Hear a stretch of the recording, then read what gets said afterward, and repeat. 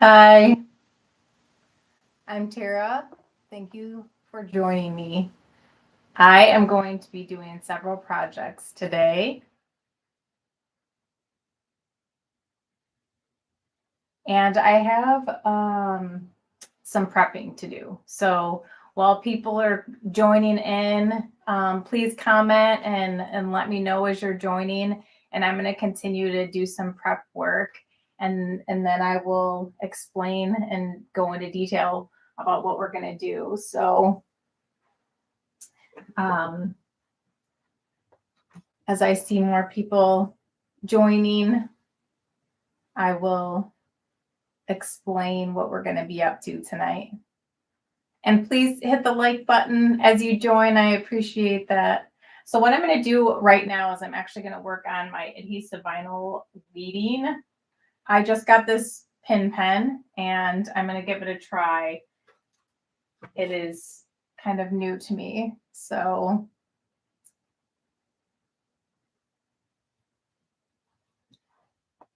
all right, so I'm just going to go ahead and start weeding.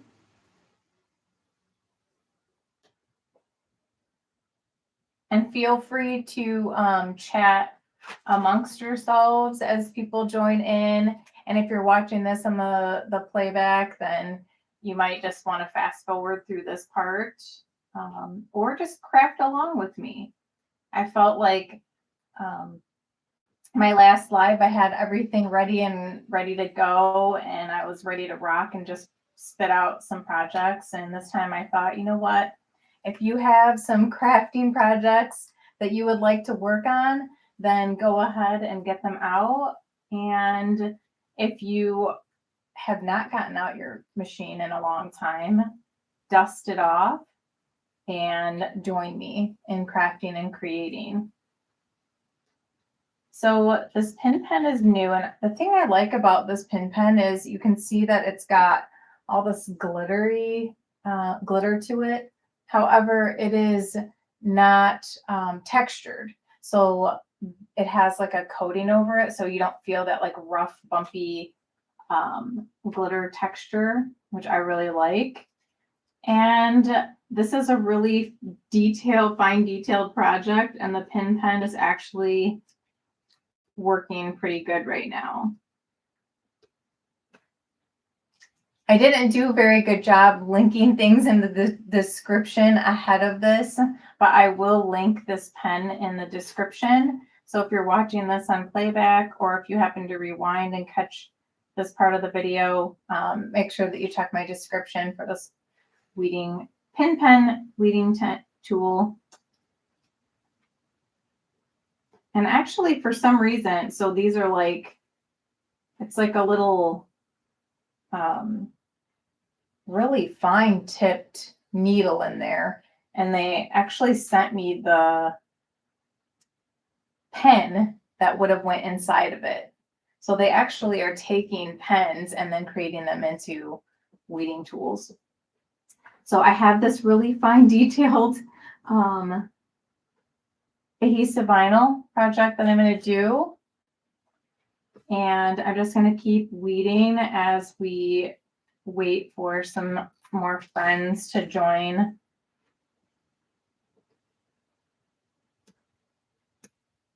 And I'm actually going to be doing 4 projects total today. I was hoping to squeeze in a 5th one, which I might be able to do depending on how tonight goes and how many friends end up joining in. If you're here now, I'm just getting ready for one of at least 4 projects that we're going to do tonight.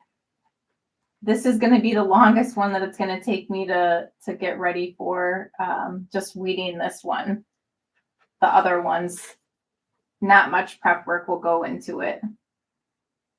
But as you join, I appreciate it if you hit the like and go ahead and drop a comment and tell me hello.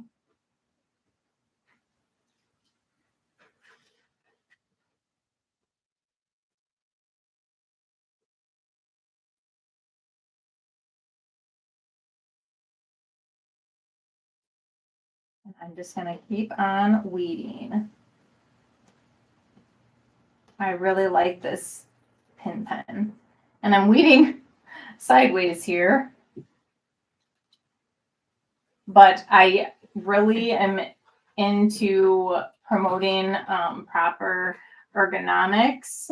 So if you ever wonder why I don't do a lot of overhead videoing, it's because I try not to craft that way. I have my little thingy bedazzled and I don't know where this, oh here, that's where he goes. I bedazzled my little Tweaksy ring holder. So this thing's actually weighted and I like it. I usually use it when I'm weeding, but with this pin pen, it's so tiny. It's easier for me to just stick it back to the vinyl.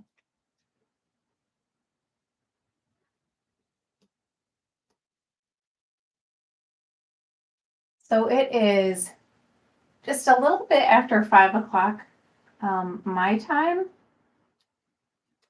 Whenever you happen to be watching this after the live on a replay or during the live and you happen to rewind, let me know where you're watching from. Last time I had someone from Canada pop in. I want to pull up here. I'm not sure how to pronounce your name. I want to say Trilliand. Thanks for all the craft educating you do. Would love to join the live, but it's already 11 p.m. here and I need to go to bed, but looking forward to watching the replay. Oh, well, thank you. Have a good night rest. And yeah, thank you. Thank you for joining me and catching the replay. So I'm going to continue with my weeding with the pin pen. So this first project is going to be adhesive vinyl, and I'm going to be putting it on a little little miniature home Dollar Tree sign. But if you don't want to do that, you can do this project on wherever you would like to do it, whatever kind of sign you would like to put it on, or if you want to create it and put it on like a mug, or you could even make this into you could flatten it in Cricut Design Space and make it into a sublimation print. You could edit it and make different colors. I was actually thinking about that because there's a little bunny rabbit in this, and I was thinking about making the bunny rabbit a different color. And then I just decided I wanted it simple. I don't have a lot of Easter decor. I made a little sign last year, a little my peeps sign, and that's all I have hanging up right now. Okay, so I'm trying to do the little bits first. So it's like it's kind of tricky sometimes. It depends on what you're doing, whether you want to do the main part first of weeding, like the bigger chunks, or if you want to do the littler pieces first. On this particular one, I most definitely want to do the littler pieces first, because the big chunk that I have, I know that it's just going to come off all at once, and it's going to be much easier for me to do it this way. Because if I didn't do it that way and I took this big chunk out, then all I'm going to have left is this little fine detailing, and it's going to possibly just shift around, slide around on the carrier sheet. And I don't want to do that. I don't want to have that happen. I don't want to risk that. So I am going to do all the little fine detail first, and then I'm going to take that big chunk off. So if that's a tip to anyone, is to make sure that when you're doing like fine letters or fine details, like this has got a little border going around it that looks like a little wreath, I guess. A miniature little wreath. A spring wreath. So these are going to be spring and Easter inspired projects. So this particular one I think would be excellent to create and give to like a neighbor or a family member that just might appreciate it, somebody that you love, a coworker. But I think it would be just an extra cute neighbor gift because it's going to be on the little home shaped sign. So, and I created, I did a video the other day that I did a bunch of spring related crafts. And again, in that video, I feel like there's just so many things that you can do that you can give to neighbors and coworkers and things like that that are not really time consuming and not really pricey, but they're, gifts that come from the heart. Oh boy, did I mess up something here? Oh nope, that's the way this one's supposed to be. Oh. Okay, so for this particular project, I actually used my Cricut Joy, and I used smart vinyl, and I was going to do the reverse weeding, but the problem with that is that, you know what? Can you hear me? I wonder if I should turn my volume up.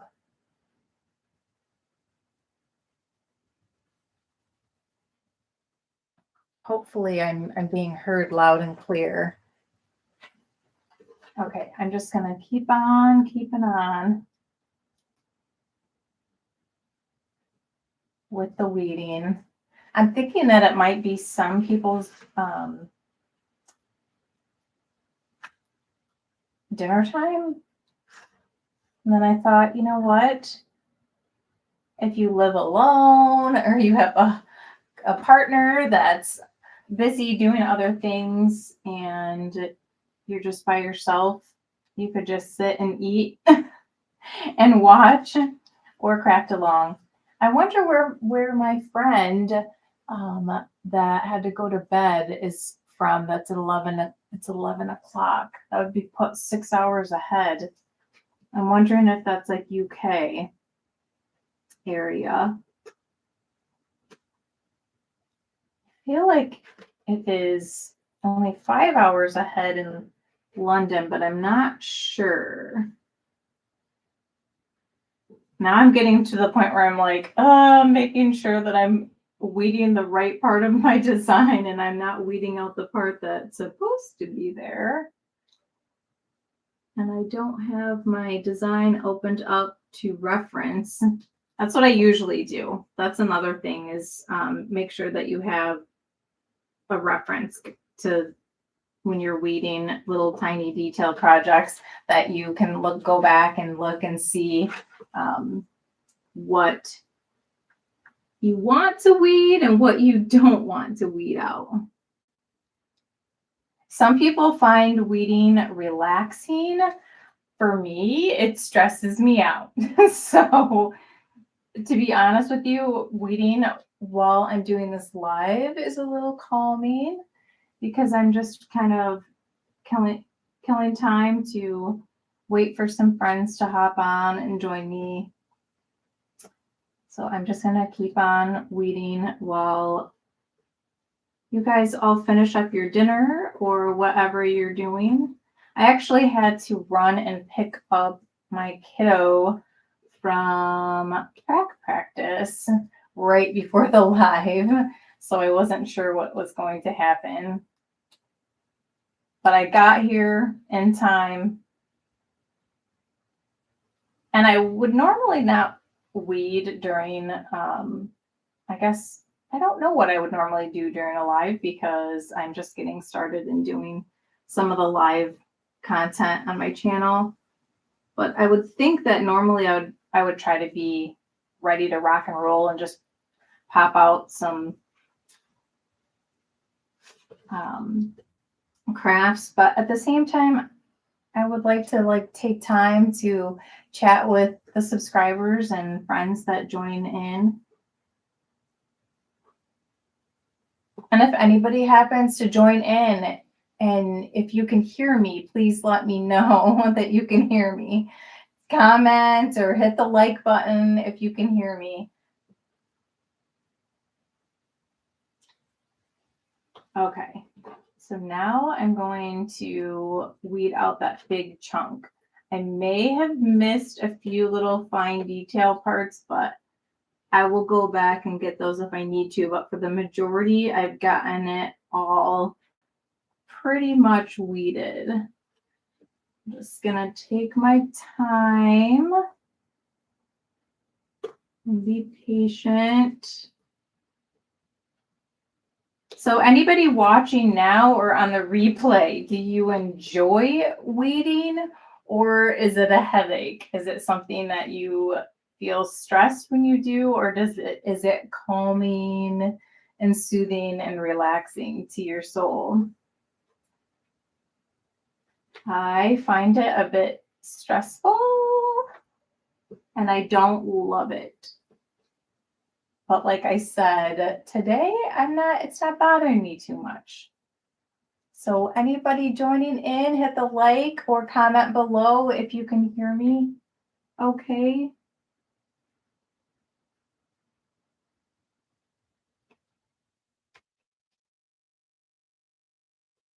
And if you're not able to hear me, please let me know.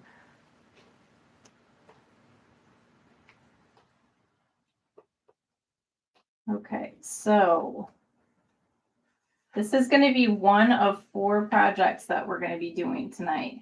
So I'm going to be doing, oh no, just a little part of my wreath became detached. So you know what, where's my scissors? They're usually ready to be, oh, they're there. We never have enough scissors, I tell you what. Every time I go to grab a pair of scissors, I can never find them. Okay, so I'm going to cut out some of the parts that I've weeded so far because I was getting a little stretchy here. If you want to see what I'm working on, this is going to be like a little wreath with a little bunny in it, and it says Happy Easter, and we're going to add it to a little house-shaped sign. Where is it? And then I'm going to make a little bow, I think, at the top and add that on. So here's our little sign that we're going to add this adhesive vinyl to. And I've got a friend here. This is my little peep. I got him grocery shopping today. Isn't he cute? I have a little weighted blanket that's like that same tie-dyed pastel pattern. So he's going to be my new little couch buddy to watch TV with when my husband goes to bed for the night and my, you know how it is if you're a parent. Kids, they abandon you when they get a certain age. They don't want anything to do with mom and watching TV. Okay, so where this separated, I'm having just a little bit of an issue. I think I need to get my regular weeding tool, and I'm going to use my scraper tool to hold this part down because I don't want it to pop up.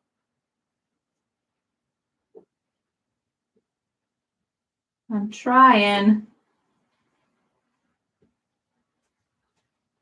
I'm trying to keep it together, and it's just working against me. Okay, finally. And I just need to shift that part back into place. The only thing is it may have gotten stretched a little bit there. It's going to be okay. We'll make it work. That's the thing about crafting. I swear I don't care how many years you've been doing it, it is always something.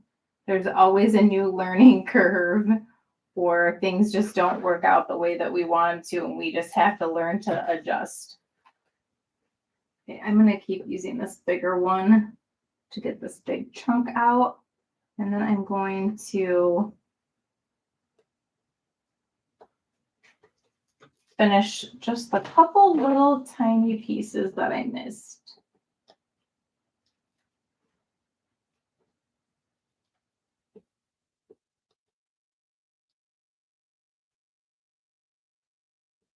Thank you for whoever's watching right now. If you haven't already, I would love it if you could hit the like button, and someone please comment and let me know if you're able to hear me okay.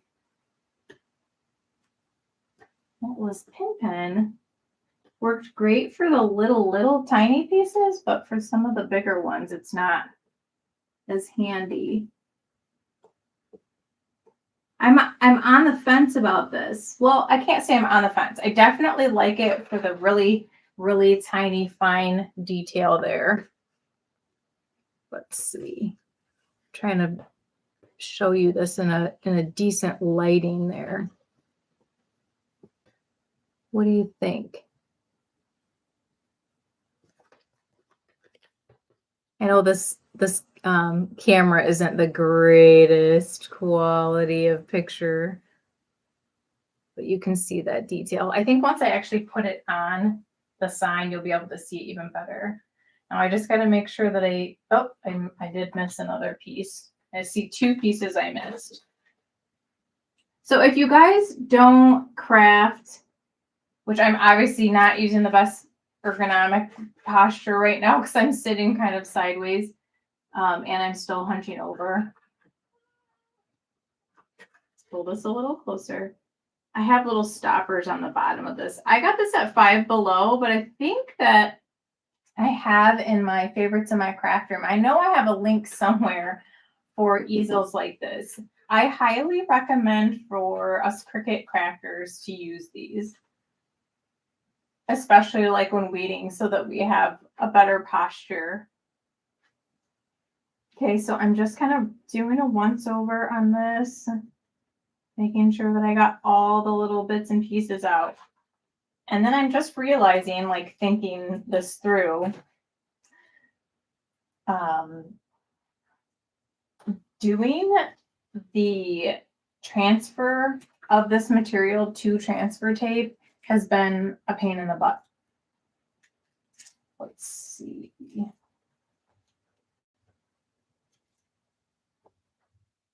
So I'm going to put this on the transfer tape, but just be forewarned, I may have a little bit of a grumble about it because I haven't found a transfer tape. Even the Joy transfer tape that comes with it,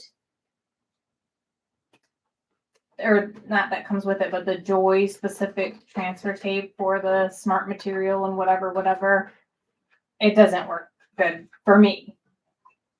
I don't know if I just got a dud kind of transfer tape with my Joy or what. This transfer tape is actually brand new. I got it when Cricut was having, what was it, like a 40% off sale or something like that, I think.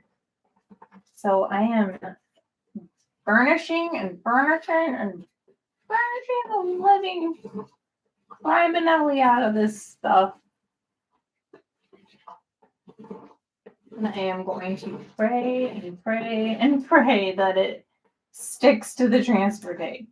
Okay, let's start peeling this back. Now, the thing that I don't like about this is if anyone has used the smart material, it is, oh no. I don't know if it just ripped. Oh my gosh. We are not going to give up. If you've used the smart material, you know that the backing that it comes on is really rigid. Like I feel like it's it just, I don't know. Smart material for iron-on isn't so bad because you're, weeding the other way. But with the piece of vinyl, it's just such a pain. Yeah, it just does not want to stick down. This might just take an hour for me just to get this daggone image off of the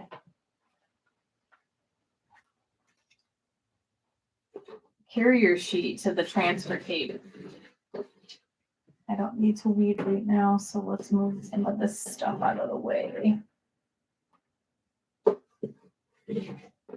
I think I'm actually, as I was like going on and on and on about using proper ergonomics, I think I'm going to actually put this flat down and I'm going to push and roll.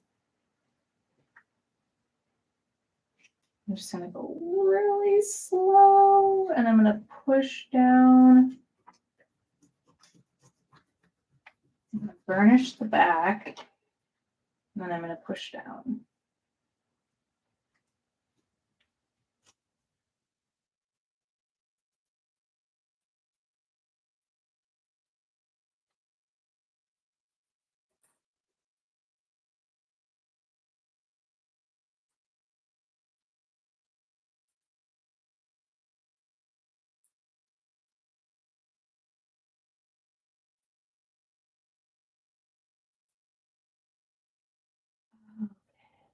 Some of it is staying on the transfer tape.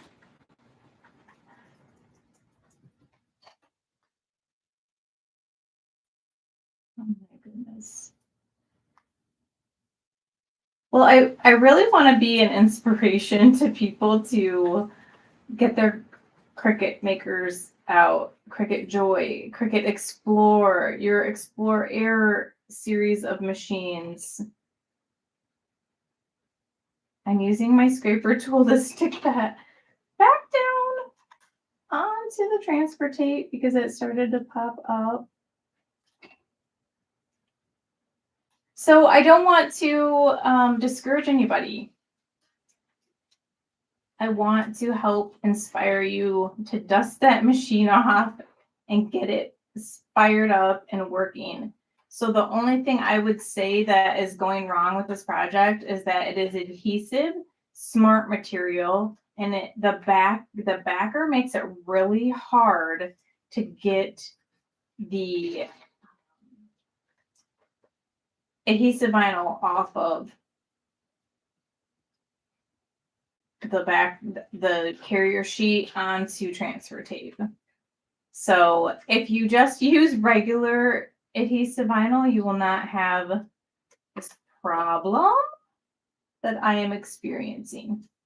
So I will share as many tips and tricks as I can. So there's my one tip right there is a smart material with adhesive vinyl. I don't really recommend, especially if you're a beginner, because I don't want you to get frustrated and then give up. So there are all different kinds of transfer tapes. I honestly had this one that I wanted to get that I felt like was going to be really good, and it's been sold out. So it is what it is sometimes.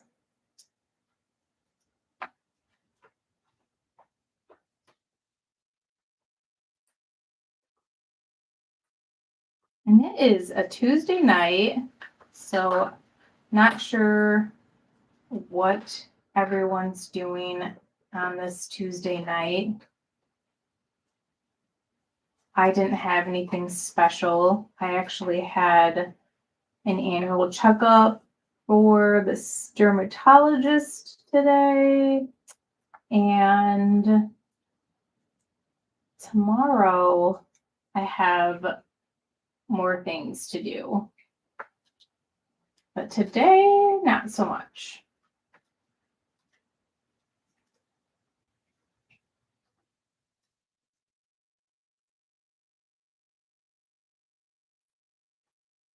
We are getting there. Slowly but surely. We are getting there. Once I get to my other projects, then it's going to be great. And I should have not put my finger on the back of this transfer tape. Don't do that. I think sometimes we just get a little impatient. Things happen. I am like almost at the end of getting this off. I'm almost there. So close, but not quite.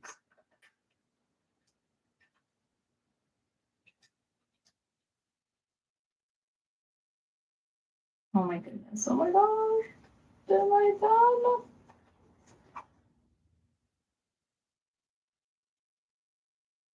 Oh no, the inside of the flower. One.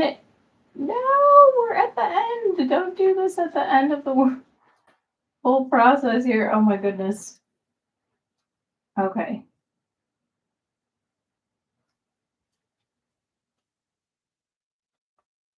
I'm gonna have to adjust this. I can tell this lifted and shifted, but it's gonna be okay. Or wait, that was the part that didn't need to be in there. Just like this part doesn't need to be in there. Oh no, that's not part of the design there. What the heck?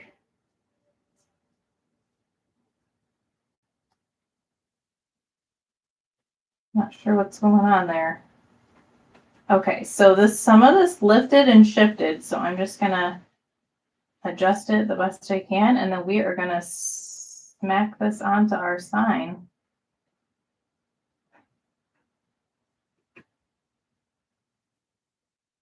Just don't give up.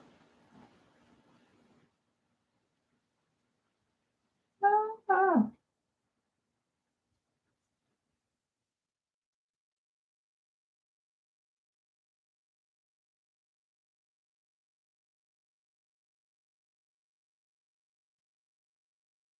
On the replay, people are going to be like holding their breath. Oh. I feel like I need to reference the original design. So I'm going to pull up the original design here on Cricut. Let me see.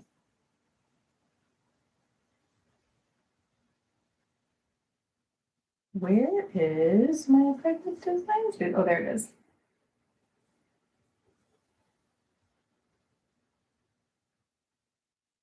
Okay, my stuff, projects. Which one is this? Did I not save it? Oh, I know. I have it hidden in the layers panel, of course. Okay, let's take a look here. There it is. Oh, it is close on that side. Okay, so that's not so bad. It's not as bad as I thought it was. Okay.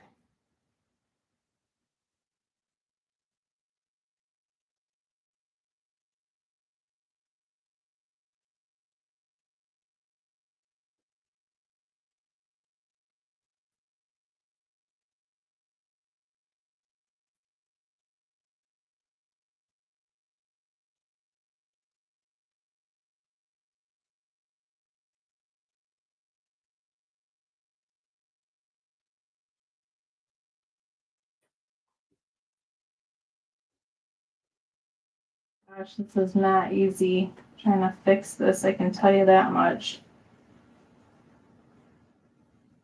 Oh shoot, just realized that part flipped around.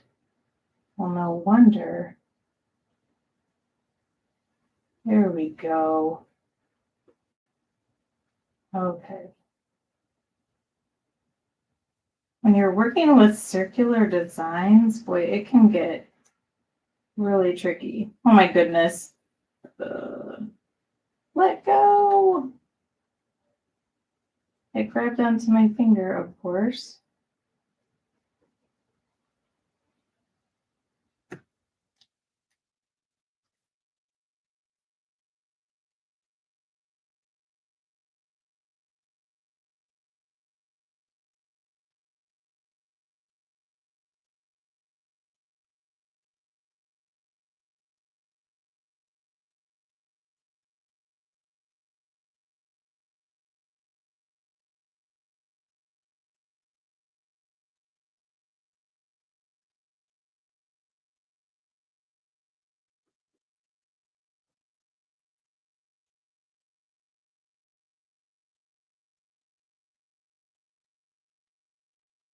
Well, if anything, I hope that perseverance is what I am sharing with you right now. Perseverance. Do not get up. Give up, not get up. Do not give up. Do not give up. Do not give up. Okay. What the heck? How did that get so wonky?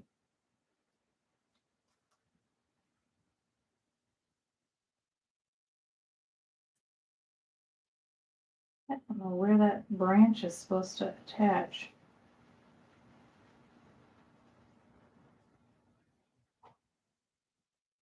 Hello and welcome. I am working on an adhesive vinyl project, and I am using smart adhesive vinyl that has that really tough backing, really thick backing on the carrier sheet.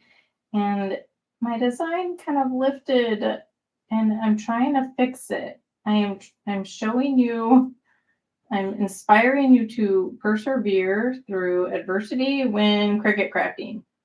And I think I'm almost ready to put it on my surface.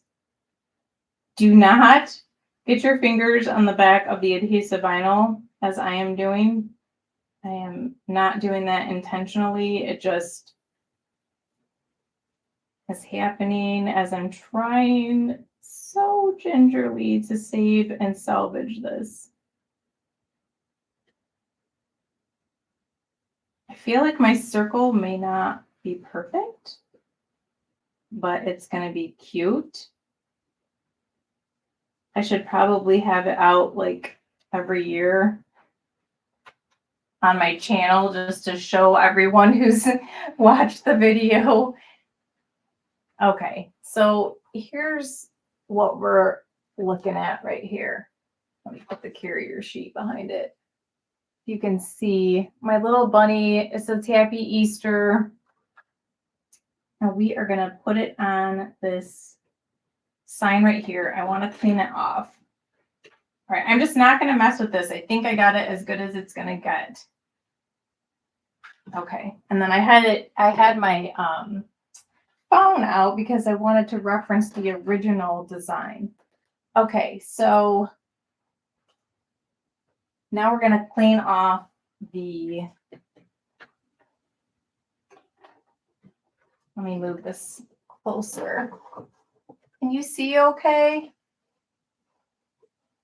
Hopefully. Okay.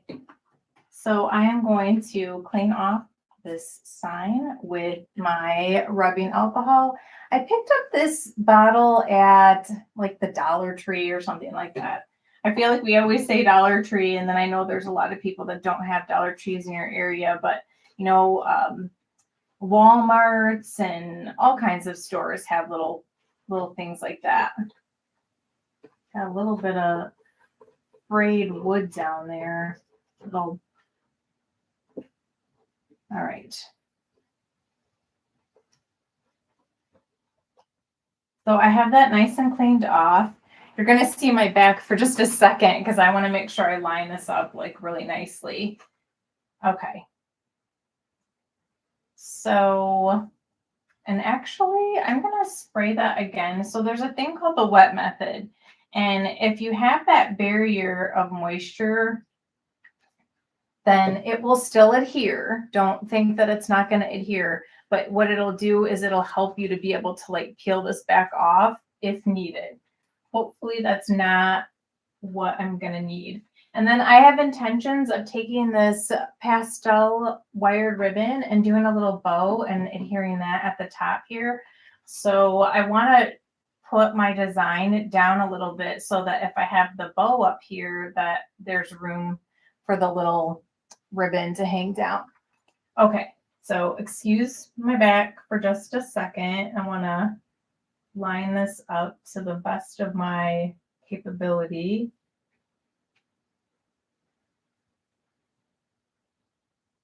The good thing is the design itself is not straight, like the actual words Happy Easter aren't straight on, so that helps. Okay, and then because this is such fine detail, I'm going to use my finger to try to get this on here before I even think about using a scraper tool to like burnish it down.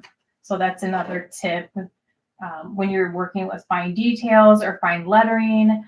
I'm putting this on a sign, but especially if you were going to put it like on a curved surface, like a cup or a mug or anything like that, I would highly recommend using your finger to get that down first. The other thing with the wet method by putting that moisture barrier is it also, in my experience, helps reduce the risk or reduces bubbles, air bubbles underneath. And if you do get an air bubble, because that moisture barrier is under there for a little bit, it will, you can just easily push it out with your finger or a scraper tool. So I like the wet method. There are different ways to do the wet method. I've seen online where some people make a solution where they use water and some dishwashing detergent. Not dishwashing. Yeah. Like Dawn dish soap or something like that. I don't know the parts. I don't know what the ratio of water to dish soap is because I haven't used that. This way works just great for me. So that's, if it ain't broke, don't try to fix it. It's working for me. So that's what I'm going to continue to do. Okay, I'm going to save my transfer tape. We are done with doing adhesive vinyl projects for the evening, but I want to be able to save and reuse my transfer tape. So I'm just going to set that aside. And actually, I'm going to put it where I keep my transfer tape.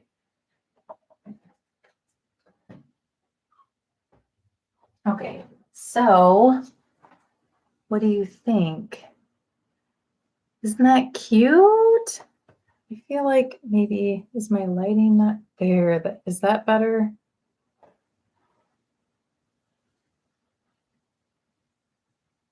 Can you see that a little bit better? It's like I have my light behind me, but I don't want to have it blaring at me. Okay, so now what I'm going to do is I'm going to make sure that this is laid down properly. Now I can take my weeding tool, or not my weeding tool, my scraper tool, and burnish down anything that I wasn't able to get easily. And I don't want to run it over those flowers at all. I feel like if those little detailed flowers, if I ran that scraper tool over there, that could be a nightmare. I think that it looks good. I don't see any air bubbles. And then the rubbing alcohol that I sprayed on here to put a little moisture barrier to do the wet method, it'll dry eventually. It doesn't dry super quick, especially when you have that carrier, or not carrier sheet, but the transfer tape over it. I'm just looking to make sure. This bunny looks like he has a little air bubble by his little tail. So while that moisture's there, it is the best time to get those air bubbles out, because it's almost like you're surfing. Like if you think of a surfboard on top of water, that's kind of like what your adhesive vinyl is doing. It's kind of surfing on top of the surface that it's supposed to go onto. Sort of. I mean, not exactly, because it's not completely floating. It's adhered on there, but it still has a little bit of those little spritzes. Leave a nice little barrier to be able to get those air bubbles out pretty quick and easy. Okay, now I am going to maybe make a bow with this. I might change my mind, but that's my plan for now. So if you're just now joining, we are doing a little happy Easter sign. I just put the adhesive vinyl on there. It took me a little minute. Took me a hot second to do that. This is probably the longest project of the night. And now I'm going to take this ribbon and I'm going to make a little bow. So I'm just going to try to feel it out for about how big I want it. I might need to make it a little longer. Now I think that's going to be good. Just want to make sure it's about even on each side. And then I'm going to cut it. I love wired ribbon. Wired ribbon is the best. You just got to floof it out a little bit and then it looks so good. So once I have this ready, then I'm just going to fire. Oh, actually, I should do it now. I'm going to turn on my hot glue gun.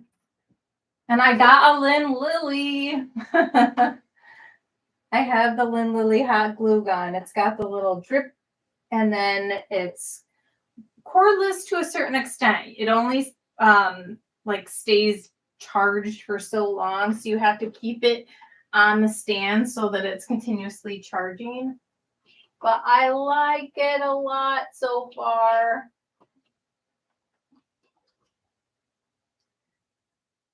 Thank you, whoever is here joining me right now. We are going to be doing an iron-on project. We are going to be doing sublimation on cotton with a special material.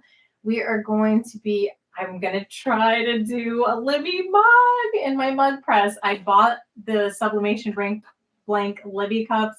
I have not done one yet, so this is going to be my first time right here with you live. So if I have a faux pas, then it's going to be caught live.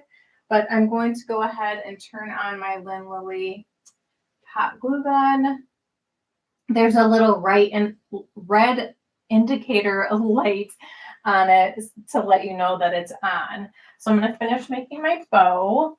So I make my bows right on the ribbon before I cut the ribbon so that I know that it's what I am going for. And of course, because it is wired ribbon, I want to tuck that end under so that you don't see that. So that means that I have to cut this piece just a little bit longer so that I can as well fold it under, and then it's going to be even. And then we're going to hot glue that up here, and we're going to have the cutest little home decor sign. But I hope that inspires you to maybe create something similar for a friend or family member.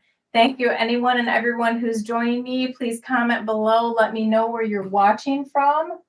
What time is it where you're watching from? Scissors. They're right next to me. Okay, so I'm just going to cut that, like I said, just a little bit longer so that I have that extra to curl under the wired part. So yes, 4 projects we're going to be doing. Iron-on, Sublimation on cotton. Oh, and iron on the same project. The adhesive vinyl, and then the Libby sublimation, and we're gonna do that with my Cricut mug press. So excited about that. Okay.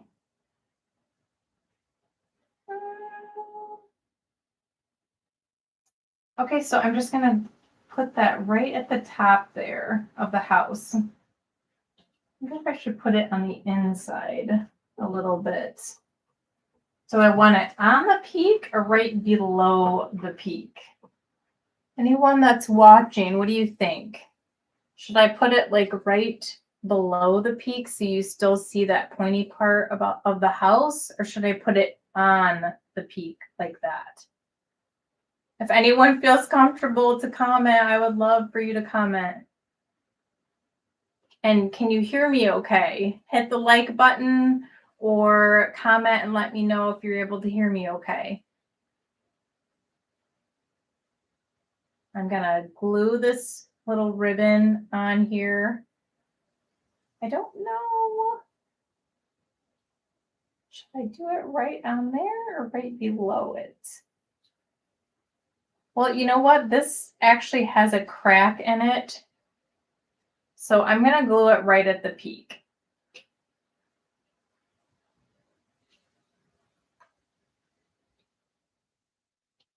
I don't know that normally I would do it like that. I like being able to see the peak of the roof, but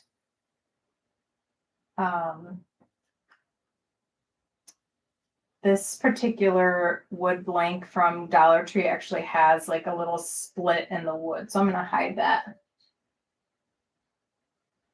Okay. And then what I do with my ribbon, and I just started doing this recently, I reorganized all my ribbon. I bought little can holders. I think that's what they are, can holders for refrigerators. And I have my ribbon in that. And then I just take a little pin and I pin it just like that so that my ribbon is not flying all over the place. I tried using, oh my gosh, my brain is blanking on what kind of tape that is. I can't think straight right now. Well, this should be warmed up pretty quickly. Oh, yeah. I can already feel that this is hot right here. Just gonna kind of floof my bow a little bit. Try to make it look more even on each side.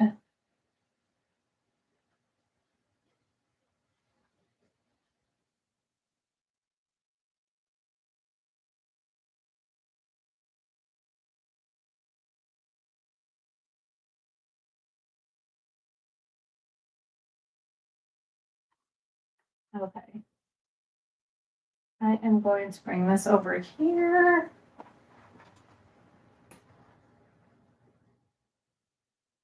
And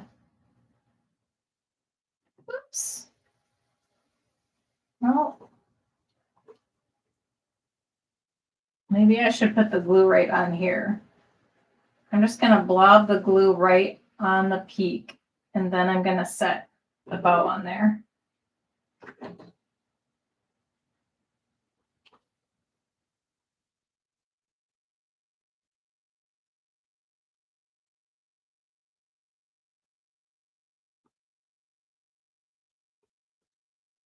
Obviously, I've done a similar sign to this before, but that one actually is a hanging sign, where this one is gonna just, it will just sit on a tabletop, and it's inset, so the inside is inset.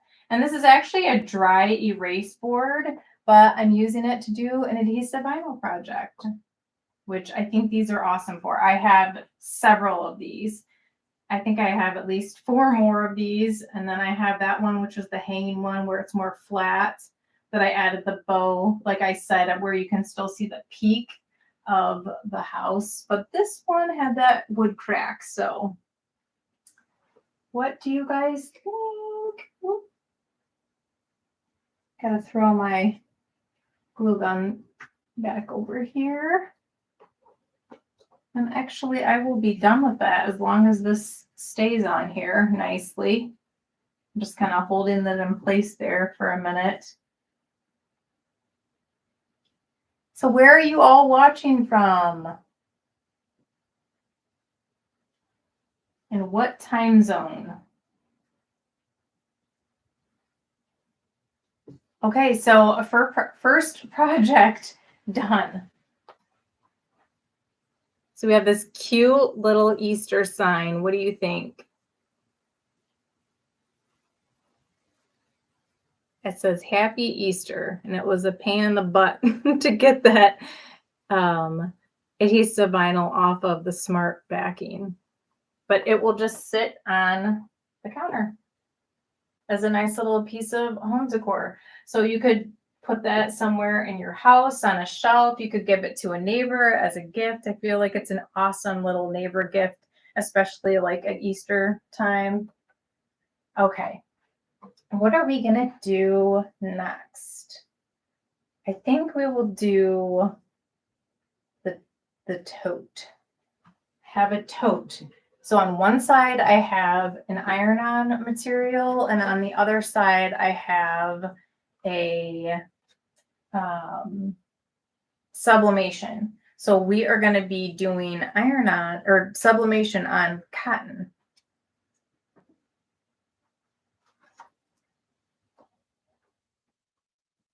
So for this project, I'm going to fire up my HTV Auto Heat Press. We're going to be using this cotton tote that I believe I picked up from Michael's. Michael's has had this new brand that I've been seeing. Doesn't say it on here. I forget the name of it. I want to say Make That or something like that.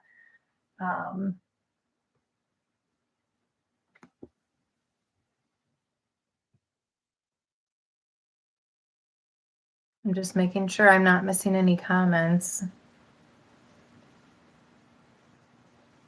Feel free to comment and let me know where you're from or how you're doing or what's inspiring you at this time of year, what you're up to, what you're wanting to create and make. Here, we'll put that little Easter sign right there. Okay, I'm going to fire up my HTV Ron's Auto Heat Press. I always keep my heat presses unplugged. Am I the only one, or does everyone also keep theirs unplugged? All of my heat presses stay unplugged at all times unless they are being actively used. Okay, so I'm going to turn this on, and I'm going to go to I'm going to do the sublimation first. So I'm going to go to 390, 40 seconds. But I do need to weed this really quick.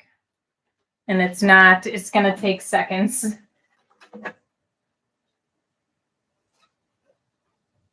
Just a really simple design on one side. So I feel like this tote could be used like for going to church or Bible study, or it could just be an everyday, for any particular reason. I'm gonna not waste all of my heat transfer vinyl, and I'm going to cut this down.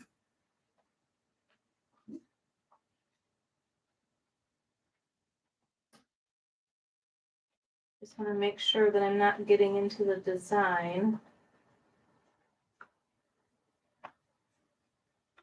There's a pretty big piece of iron-on still that I can use, so I don't want to waste that.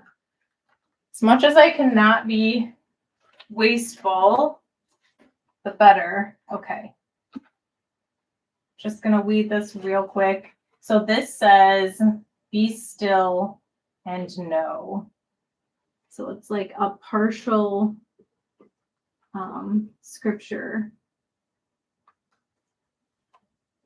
And then on the other side, I'm going to do sublimation on top of HTV Ronce Sublimation HTV. So it's basically heat transfer vinyl that's meant to be sublimated on.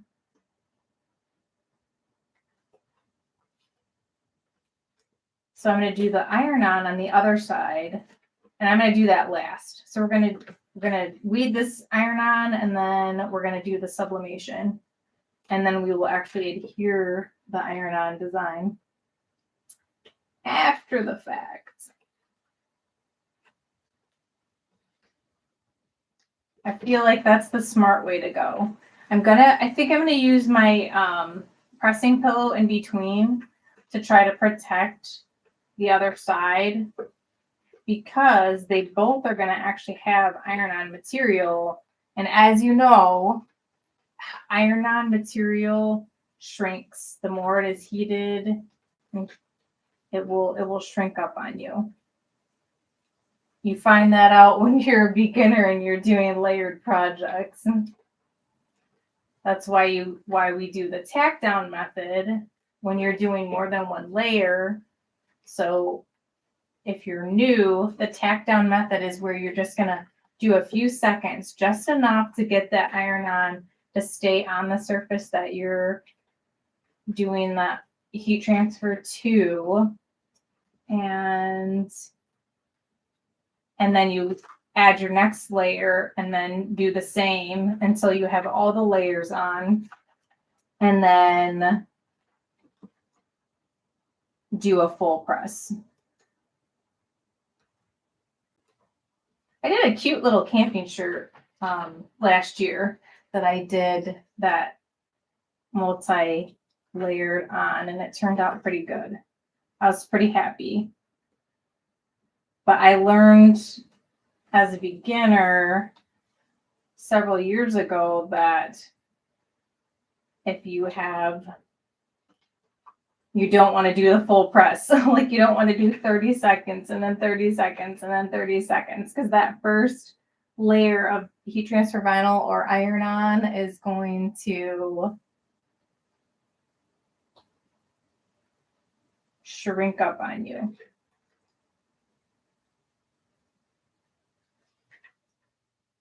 Okay, so this is going to be one side. Be still and know. So do I have any new viewers or subscribers watching? Okay, so I'm going to, so this is the Sublimation heat transfer vinyl. Let me show you, if you haven't seen it, the package. And I will at some point link all of this in the description to the best that I can. So I'm using Sublimation HTV. It's by HTV Ronce. I forget that their name has HTV in it, so it gets a little confusing. But yes, so HTV Ronce, Sublimation HTV. And so how I did this was I did an offset. And where is the beginning of the design there? Do I have this upside down? Yes, I do. I think I should have done what I did with the other piece and cut off the excess. I think I'm going to have some wasted material here. So for this particular project, you will need a tote. You can use a canvas tote, or you could use a Sublimation blank tote.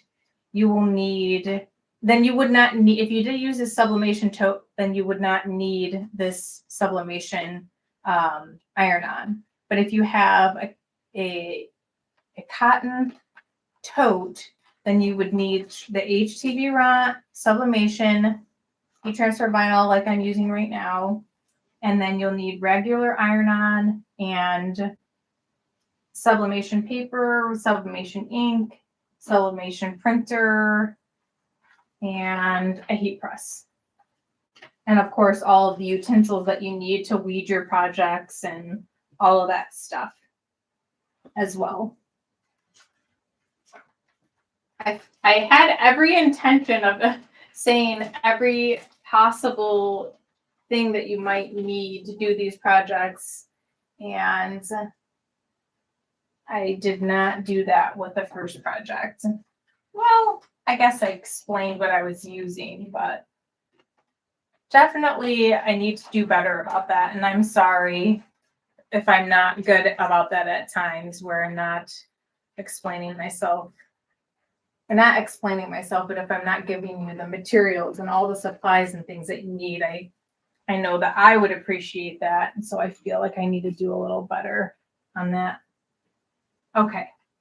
So no more weeding is needed. Nope.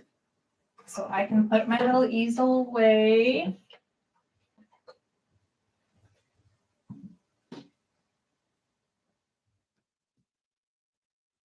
So are you crafting along with me? Anyone that's viewing now, are you crafting along? I'm just going to say hi.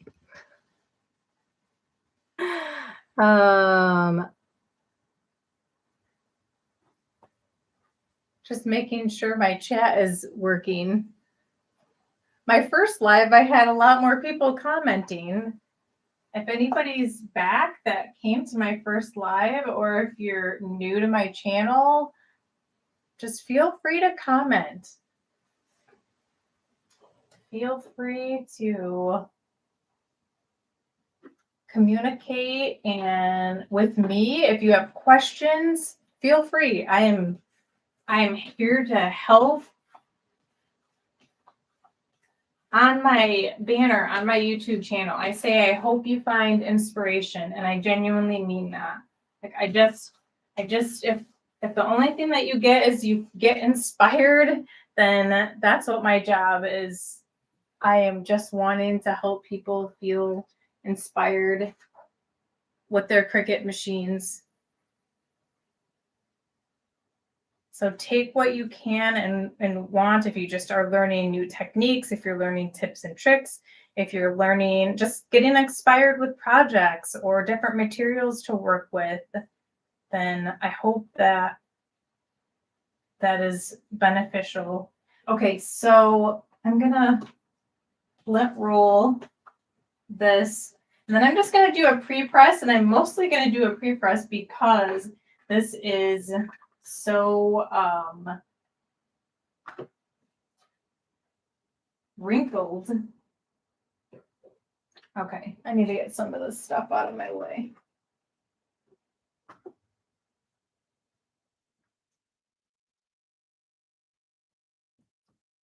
You know what? I'm gonna do Teflon sheet just to protect my it's beeping because it wants to shut off. It has, and it just shut off. But don't worry because it's going to be hot within seconds, and I'm just doing the pre-press anyways. Okay. So the thing with the totes is with this HTV ROT is you're going to want to put something inside of the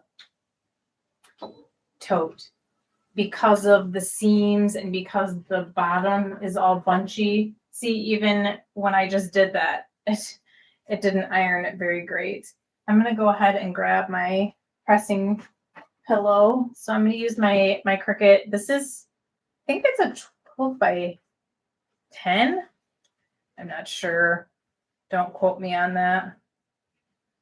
But I'm going to put this inside and hopefully it'll help the seams and help this kind of fall over a little bit better and get a little better press on there.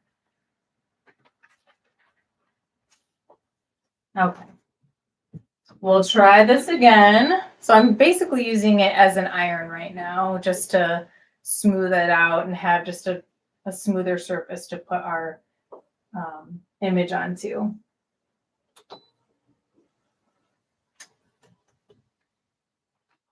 Okay, that looks better. I still have like a little wrinkles on the side there, but it'll be fine. It's gonna work.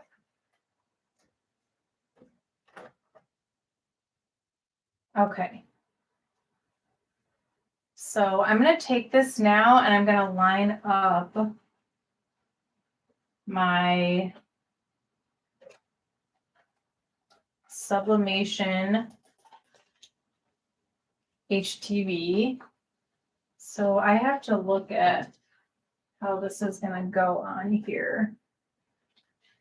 So ultimately I did an offset in Cricut Design Space of my Sublimation print with this Sublimation HTV. So we're going to iron this on and then we're going to take this and put it on there. So correct? Yes. So it's going to lay down like that. Yep. I did it right. I mirrored. Don't forget to mirror. Okay. So I'm going to go just a little bit down. I'm going to use my t-shirt. I have this like new t-shirt ruler and I really like it. I'm sorry I'm off like in the corner over here a little bit. Let me see if I can move you just a little bit closer. There. Can you see me? Okay, so I have found that using this to help line up other projects as well, it's very handy. So I really like my little t-shirt measurer. Okay. And then let's see here. We're about 1, 2, 3, 4, 5 inches.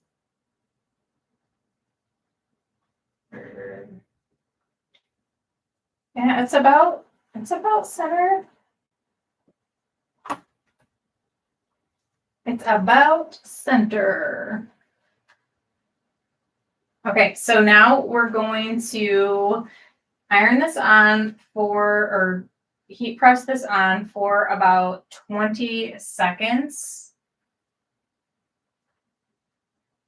Okay, and then I'm going to use my Teflon sheet. Now, the reason why I use Teflon is because it's going to help create a barrier of protection from the heat press, so it's not heat pressing directly onto my carrier sheet, because sometimes debris, infusible ink, sublimation ink, different materials and bits from previous iron-on projects could be on my heat press. That's the one thing about this auto heat press, because it's not a clamshell and I can't see everything that's on the surface of it. And also the Teflon sheets, just in general, are supposed to help distribute the heat more evenly. So it's a multitude of reasons why I'm using the Teflon sheet. But we will, oh no. It's weird. Wonder if it's my bag. It looks like a little bit of dirt or something. That's okay though, because this is washable. So if it is dirt, then I can wash this. That's just a little weird. So I'm just gonna let this warm peel. So we're gonna let this cool off for just a couple seconds, and then I'm gonna warm peel it off. And then we're gonna add on the Faith Sublimation print. So I'm going to show that to you now. So this is the Faith Sublimation print. So I found this image in Cricut Design Space, and then I went into the layers panel and I just edited the colors. So we've got pink. We're going to have like a blue and a green and then black.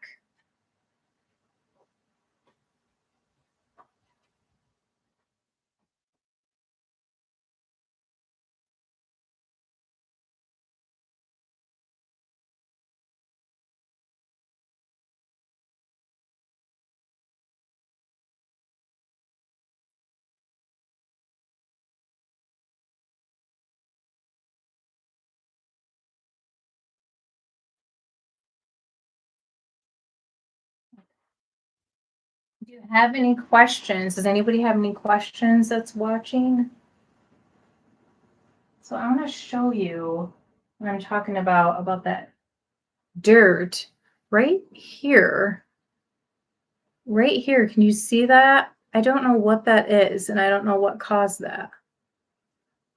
So I don't know if that's like underneath or what. I mean, you guys saw that I lint rolled it. If anything, I hope it wasn't. Well, no, because that would have been on top of the carrier sheet. Maybe it was something underneath on the inside. I don't know. Okay, so now what I'm going to do is I'm going to line this up on top of the Sublimation HTV, and I'm going to tape it down with heat resistant tape. Wait, did I do it upside down? Oh yes, because I have it upside down. Oh, I forgot the bag was laying on here upside down. Duh. Okay.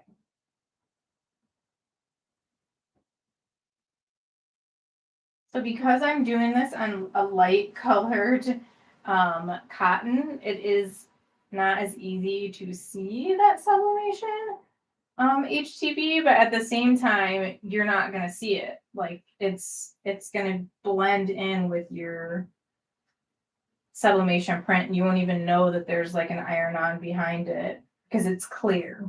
It is clear sublimation HTV. And then I'm not going to be using a Teflon sheet for this. I'm going to be using a piece of butcher paper because this is sublimation, and sublimation ink can rise up and seep up out of this design. So I don't want to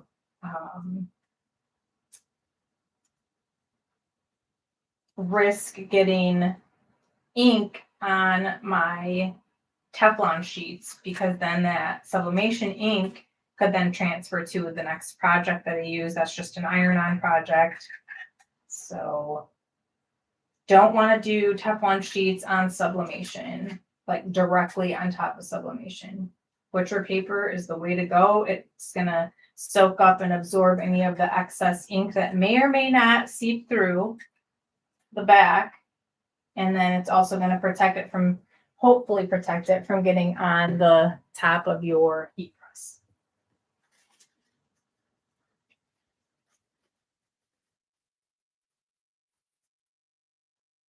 Okay, so now I'm going to do the full press for 40 seconds at 390 degrees. I've got my pressing pillow here. My seams for my bag are hanging off. So all should be well, and it should sublimate nicely. And then after 40 seconds, I'm just going to check and make sure that it's fully sublimated to my liking. And if not, then I may do an extra 20 seconds. So if you're joining me now, I appreciate it if you can hit the like button. And if anyone wants to say hello in the comments, let me know where you're viewing from or what time it is where you're at. And if you have any questions.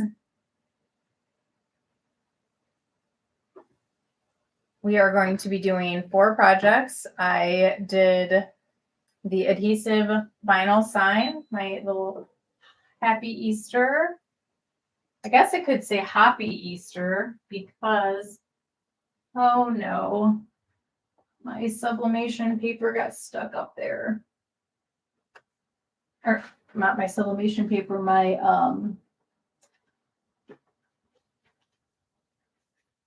butcher paper. That's the only thing so far that's frustrated me about my HTV run out of heat press. Other than that, so far so good. Knock on wood. It's been really good. Okay. So I'm just going to peek and see if this needs any more time. Just going to check it out, see what I think. So what I'm doing is I'm looking at the press, but I'm also looking at the actual carrier sheet of the material to see if the ink is off of it. Like you will really know that you have had a successful sublimation project when it looks like the ink is gone. And I think that the ink is gone. The only thing is I'm just not really happy with the way that my pink color came out. It looks more of like a brown, but that's a printing thing. That's my printer issue. Okay, so I think it's good. Just gonna wait a second before I completely peel it off because it is really hot.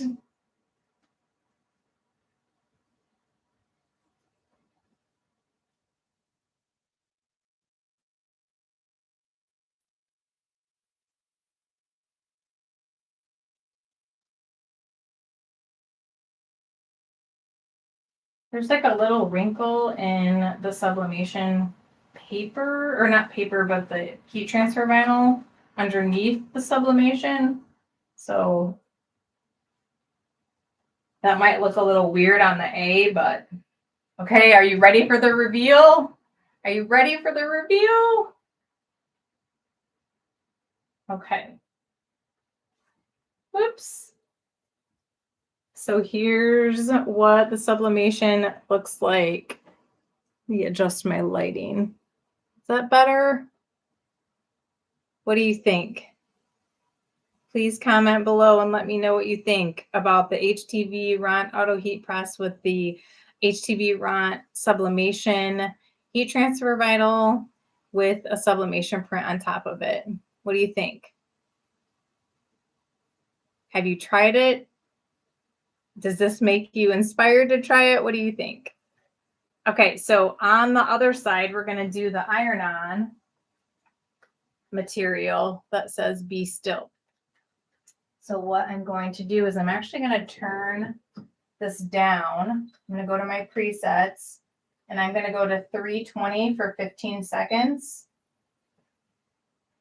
which actually I'll probably do more time than that, but let's get some of my trash out of the way.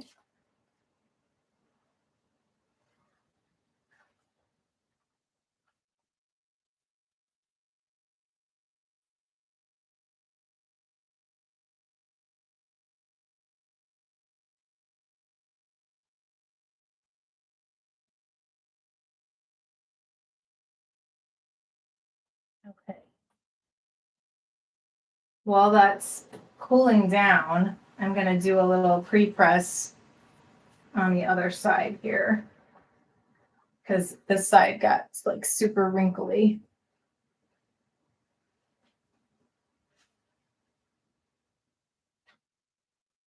And ooh, it is getting hot in here. I got this heavy sweater on.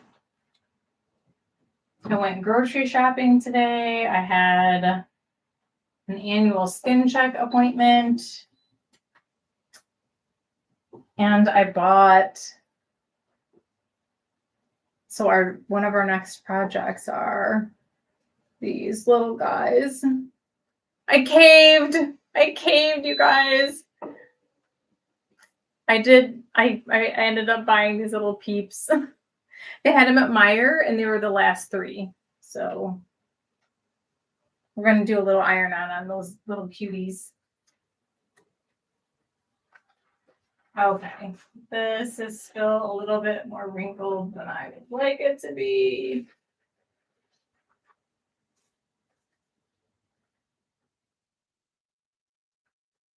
I feel like I should fire up my mini press.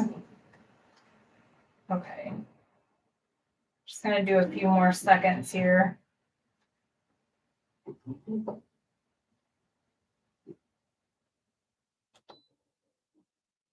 Just trying to get those little wrinkles out. Because that will affect how it irons on, for sure.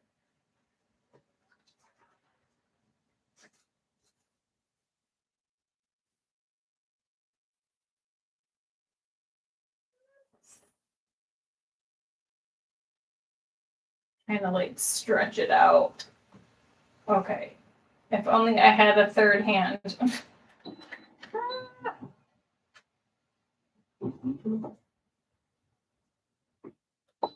And then to get this lid to lift, the top to lift, you can push any button. Okay, that looks a little better. It's still not behaving like I would like it to, but.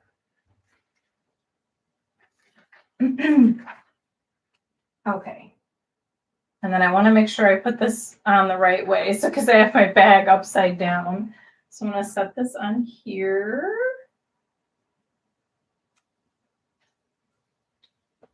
I think I'm going to use my little t-shirt measurer to get this lined up again. I really like this t-shirt measurer. I've been doing t-shirts without it forever, but as far as all my other projects, it has been super helpful. Okay. Needs to come over to the right just a little bit.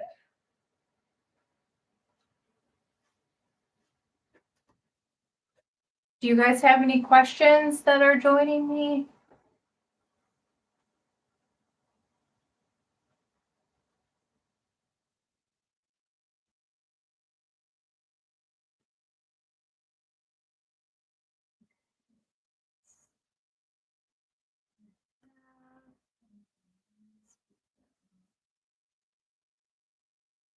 I went too far. Goodness gracious. Come back a quarter of an inch. So I think this would be really cute as like a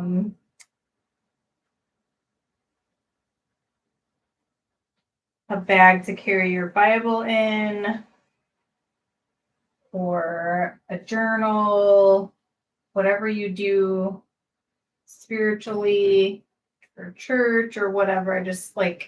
I love this. I feel like that looks like it's a little slanted. Does it look straight? Does that look straight?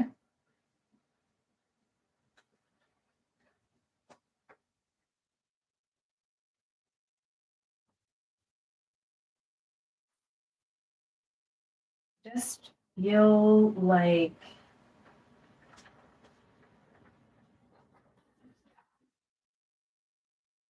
maybe the handle's not like the straightest, and that's what's throwing it off.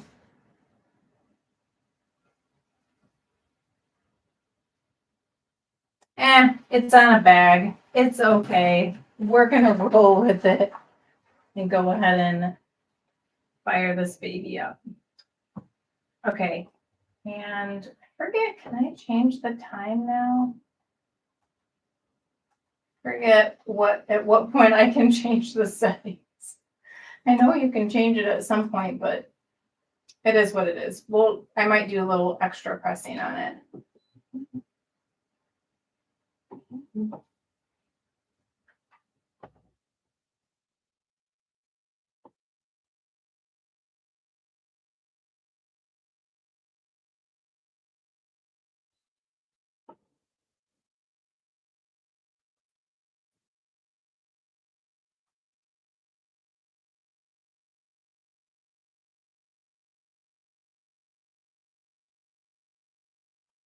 Yep, gonna do a little extra, whoops.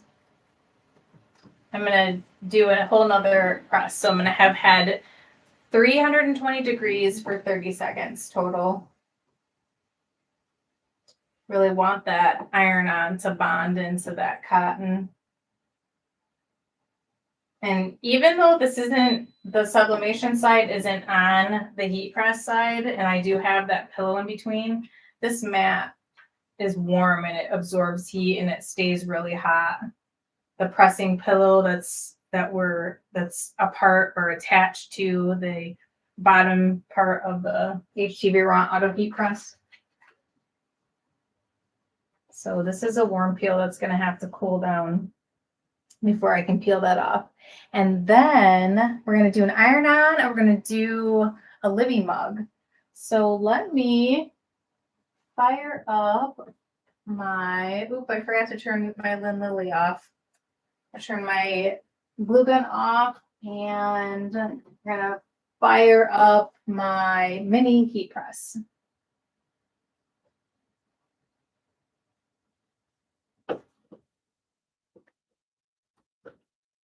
So I figured today could just be like a craft along. On the replay, you can just turn it on, have a cup of coffee, and just craft tea, coffee, whatever, water, whatever your choice. Actually, I'm going to have a little sip of water.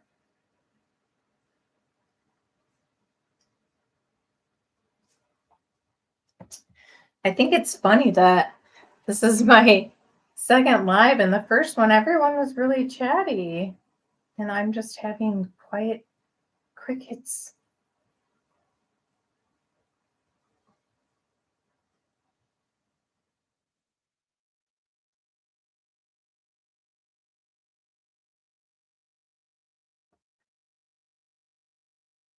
Okay, let's see if this is on there. Nope, it's not. It needs a little bit more time. I might not even have the temperature up enough either. What's my other settings? Oh, 330. So I'm going to put it on 330 and we're going to do a little bit more.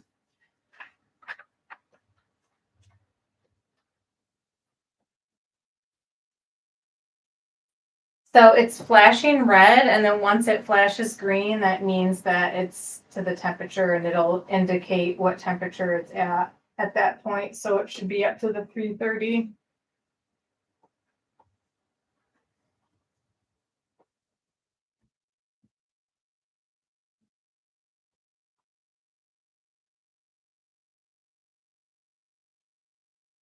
I feel like I look huge in this big old sweater I have on. Oh well.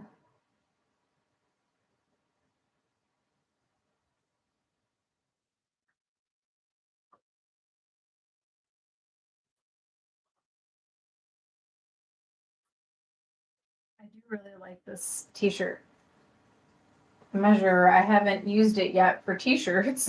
Ironically, since I've got it, I haven't used it yet for t-shirts, but I've used it for other projects.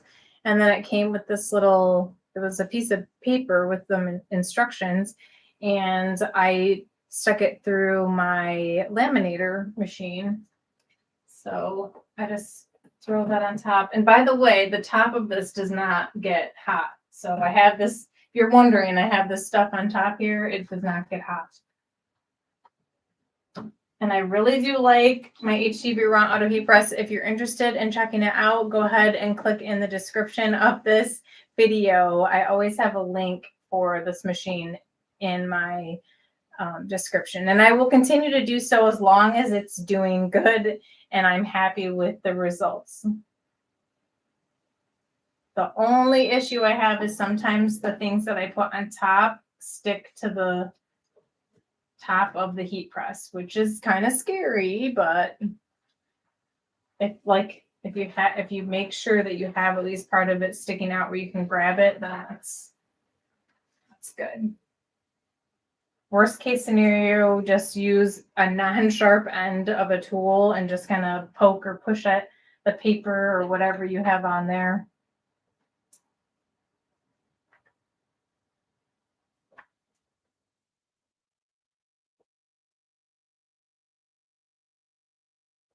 Like looking to see, for whatever reason, it doesn't even look like it's really adhering like it should. Well, fingers crossed. This is adhering.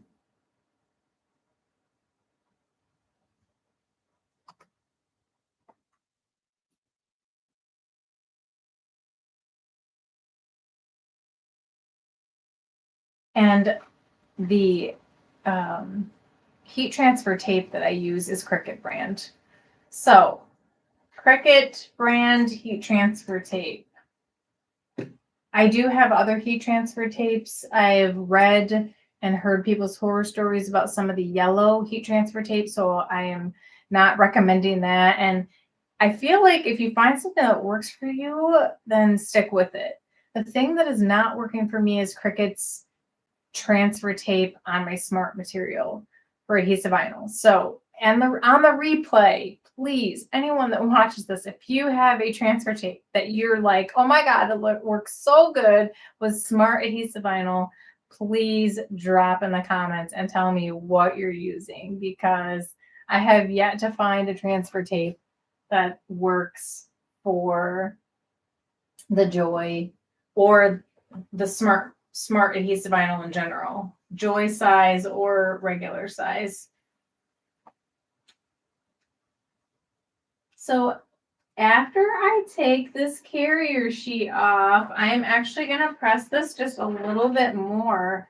I don't know why this is just not wanting to get down and stick to this. It's down, but it's not like it should be. You know what I mean? If you know, you know. Okay. Which actually, if I don't stick the carrier sheet back over this, then the glue that's underneath your adhesive vinyl could stick to this Teflon. Uh-oh. I'm just going to do a couple seconds here. Just a couple extra seconds.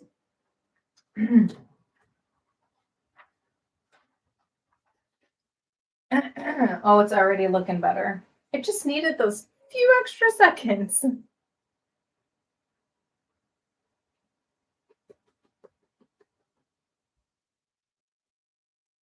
Okay, so my mini heat press is plugged in, but I haven't turned it on. I'm going to turn it on to the medium setting. And this next project's going to be like really fast. Just a couple minutes it'll take.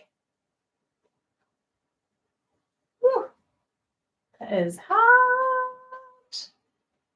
So let me show you some of the projects that I recently did.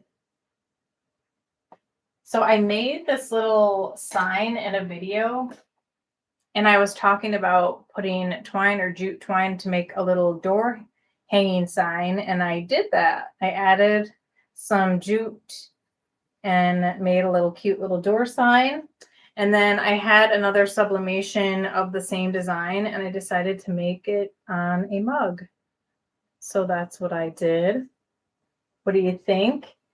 And then I did another one of those signs. If you haven't checked it out, it's my most recent video as of the filming of this in March 2023.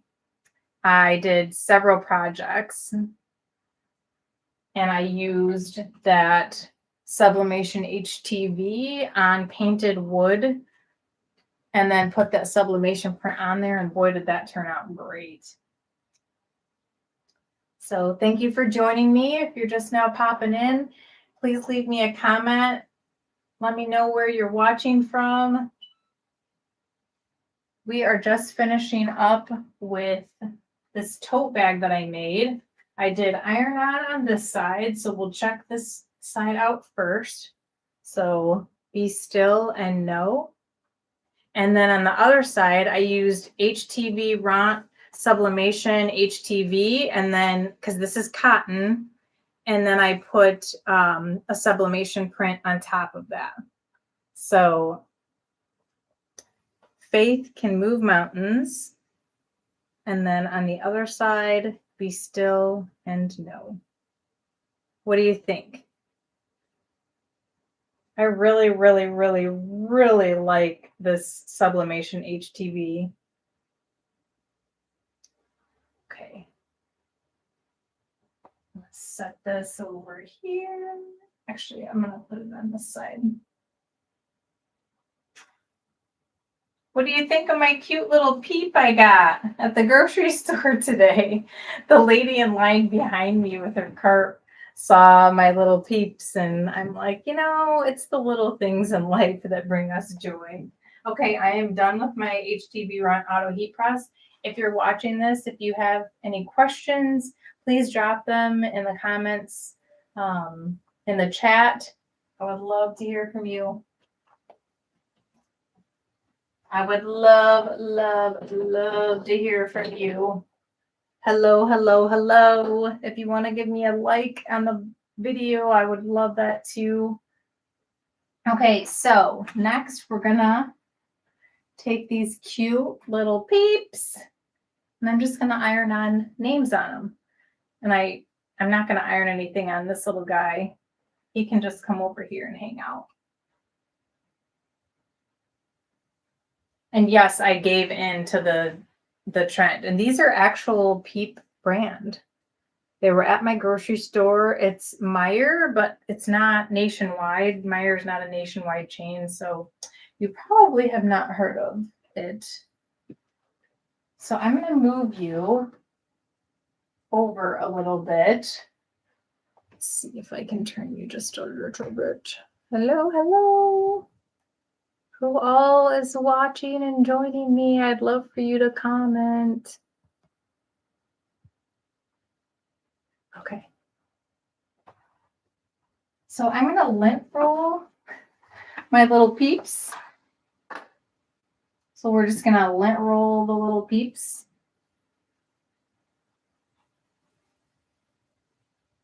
And I have a 22-year-old son and I have a 13-year-old son. Neither of which will probably care about these peeps, but they're going to get them with their little Easter candy for Easter. So my oldest is in college, just finishing up. Hopefully he's got one more. He's got to take classes in the summer, and then hopefully he'll be all good. So I'm going to put my oldest, put his name on here. So I'm just taking a peep that I got at the grocery store. I'm using Everyday Iron-On. This is a gold. And I am going to put my kiddos' names on their little peeps. And I'm going to use my mini Cricut heat press. So I only have one camera going, so I can't switch angles or anything, but I'm going to do about 30 seconds of just constant pressure at the medium temperature.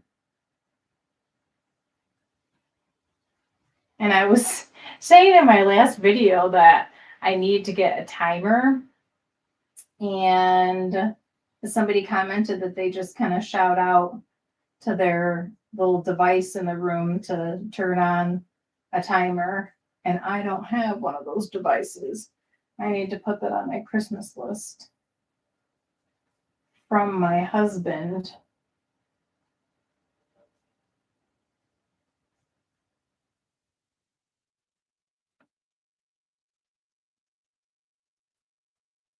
Okay.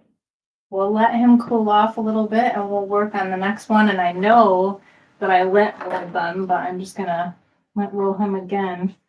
I thought I spied a little something extra on there that shouldn't be on there. Okay. So I'm going to just kind of center his name in the fat part of the little peep's belly.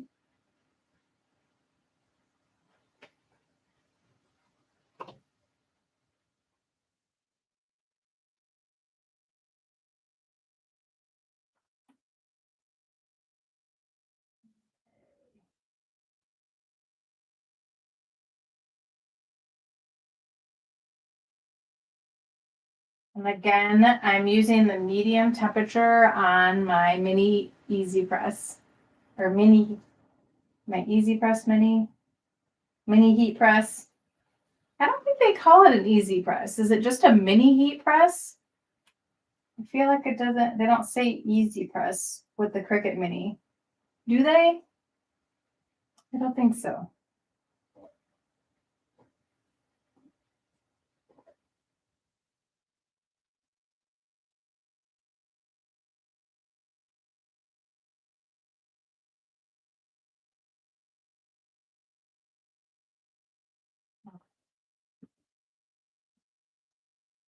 Well, I can already tell the top of his K is not sticking down there.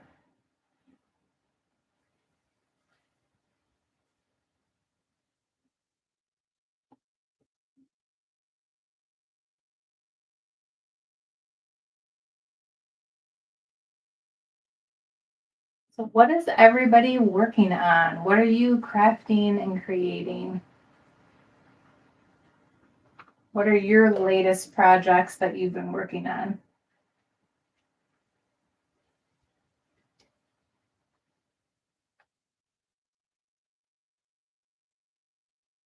All right, I feel like he could use a couple more seconds. So I'm gonna throw that little carrier sheet back on there and just run him over for a few more seconds. It was questionable in a couple of areas, so.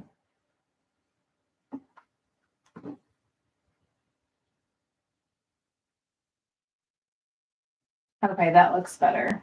You can tell when it actually like sinks into the fabric. So there's one of my little peeps. What do you guys think? I know I fell prey to one of the fads.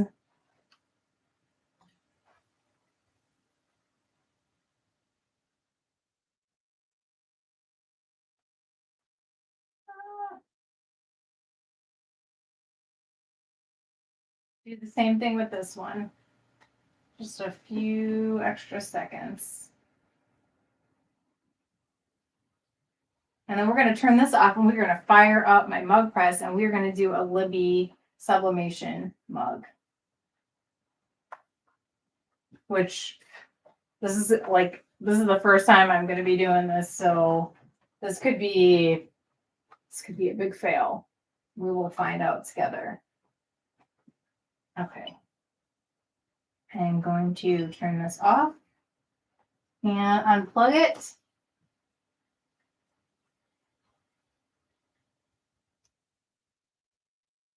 Oh, but it looks like it's. Those little edges are like so difficult. But that's what makes the mini press a genius little machine. There we go. That side looks a little crazy. Well, this one didn't iron on as well as I would have liked, but he's on there. All right, here's our other little name. Here he is.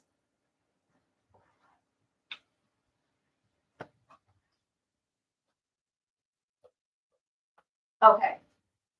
Now we are going to fire up the Cricut mug press.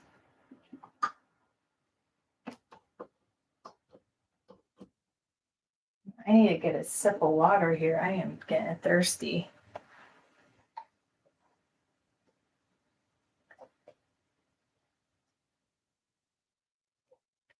So my last live, I had people chatting and chatting and chatting, and I don't have anybody commenting. It's like, are my comments?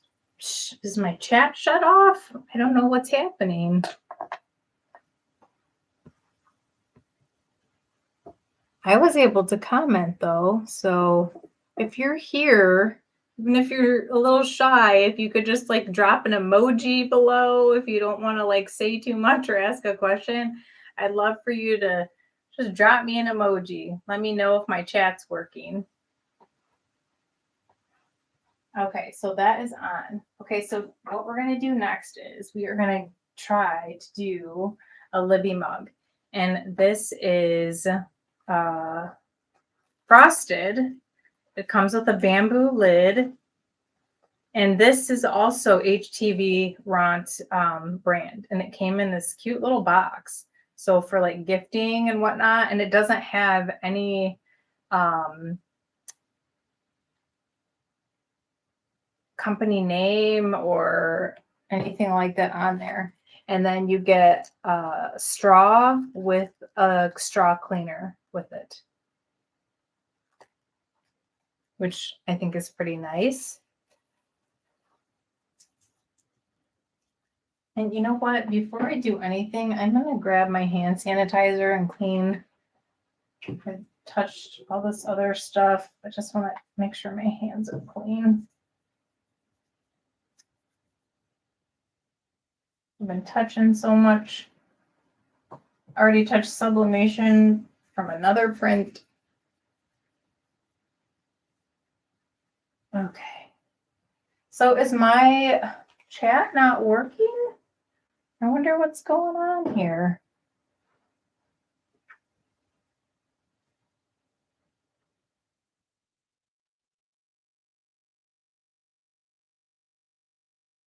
I don't know.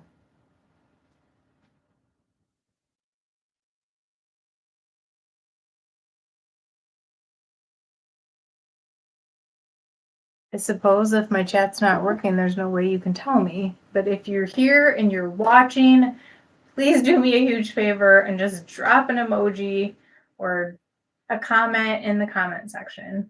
If you're here and you're watching, please comment, whether it's just an emoji, even if it's just an asterisk or the letter T, I don't care, but please drop a comment. Because if I don't receive a comment in the next couple minutes, I'm going to think my chat is not working.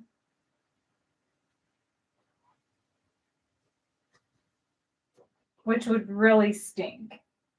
Okay, so I'm actually going to cut these with my scissors because I don't have to worry when you're doing what do you call it? Cups and mugs. You don't have to worry about the edges of the paper.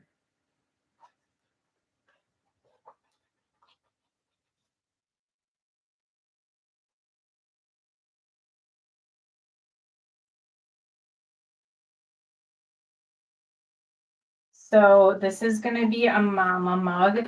This is a design on Cricut Design Space, the mama. And then I found some flowers that I liked, and I edited and I changed the colors to match the colors that are in the mama design. And I'm going to do them, like I'm going to do a wrap all the way around. So in the middle, I'm going to have the mama, and then on either side, I'm going to have the flowers. So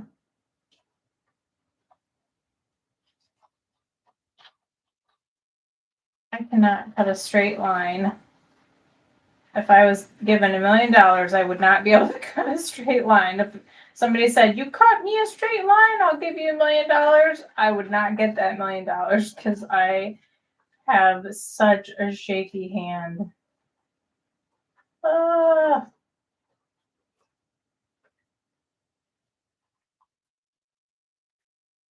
Actually, which way is my top and which way is my bottom? I'm going to set that down like that. That is how I want it to go. That. I think, anyways, I can always change my mind.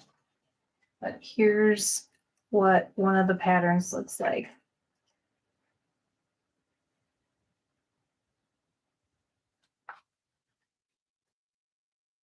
Well, if my chat's not working, I don't know what to do. And that is a major bummer because that is the number one reason why I liked doing my lives last time, was because I got to chat with subscribers and viewers, and it was so awesome. So welcome to live chat. Oop, did you lose me for a second? I don't know why the chat is just not chatting. If you are joining me, please comment in the chat. I would greatly appreciate it. I think my chat may be broken because I have one chat and it is nothing's happening. And I've had several people come and go, so okay. We are going to clean this off.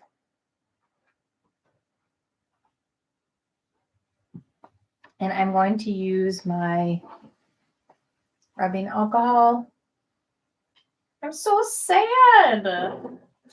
I think this is the last live I'll do. If nobody's chatting and the chat's not broken.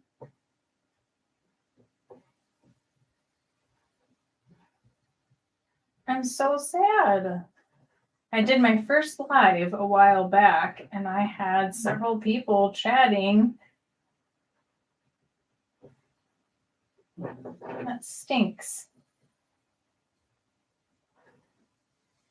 I mean, I understand if you're a little shy, but I mean, if you're watching, you could at least drop it a little emoji in there. Okay, and then you're gonna make sure you want to take the bamboo lid off when you put it in the heat press, but I want to use it to help me line up my design. So I'm gonna do the mama, and I'm just gonna help have the where the straw is, like help me line up where I'm gonna do this. And you know what? I have this awesome new cup holder to do these kind of projects. And I can bump it up like this. So lift it up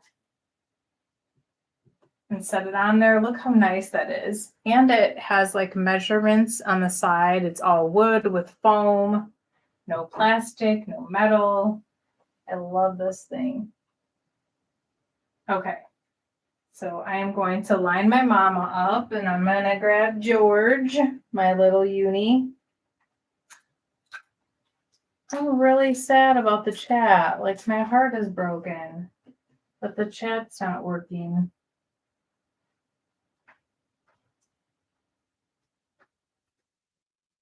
Okay. I'm just going to try to line this up.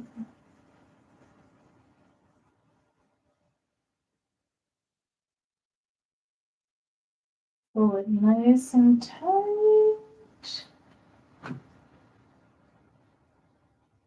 Okay, and then want to make sure it's nice and tight at the bottom. I did a mug recently and I didn't have it nice and snug, so it was ghosted a little bit. I think that the sublimation print wasn't nice and tight and flush against there, and so it didn't sublimate evenly. Also, I had my butcher paper around there a little wonky, which I'm not going to do that today. I'm going to make sure that I am better about that. Okay, and now let's see how we're going to fit these flowers on here. How am I going to do this?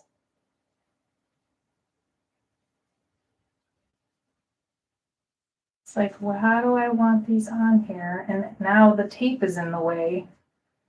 Shoot. Well, shucks. When I was designing this in Design Space, I did not think about the fact that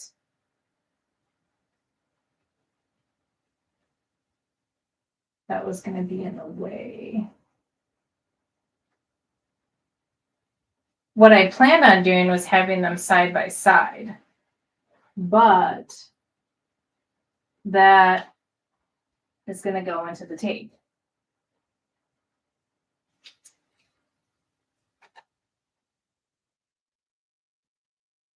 And I don't want to sublimate this twice.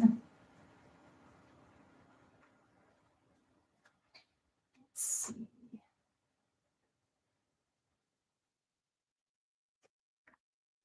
Well, I guess I could just do one little cluster of the flowers. That's what I'm going to do. I'm just going to do one little cluster of the flowers on one side. And I will maybe make a coaster with the other little group of flowers.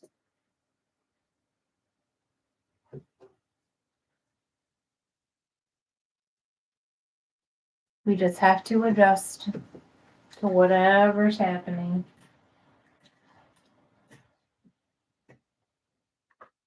Okay.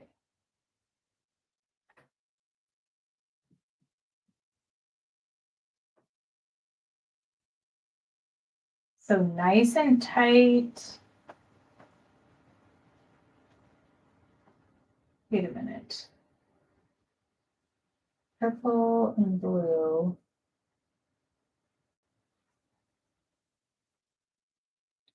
Purple and blue. I'm gonna have it like this.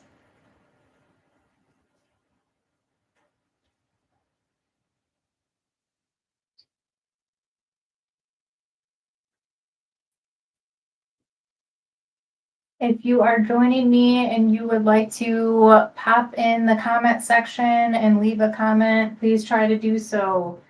I don't know if I have shy people today or if my chat is not working because I am not able to see anything in my chat.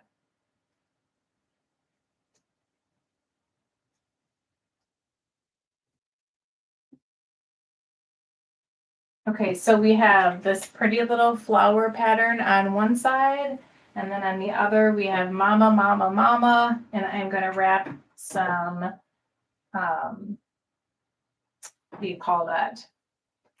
Butcher paper.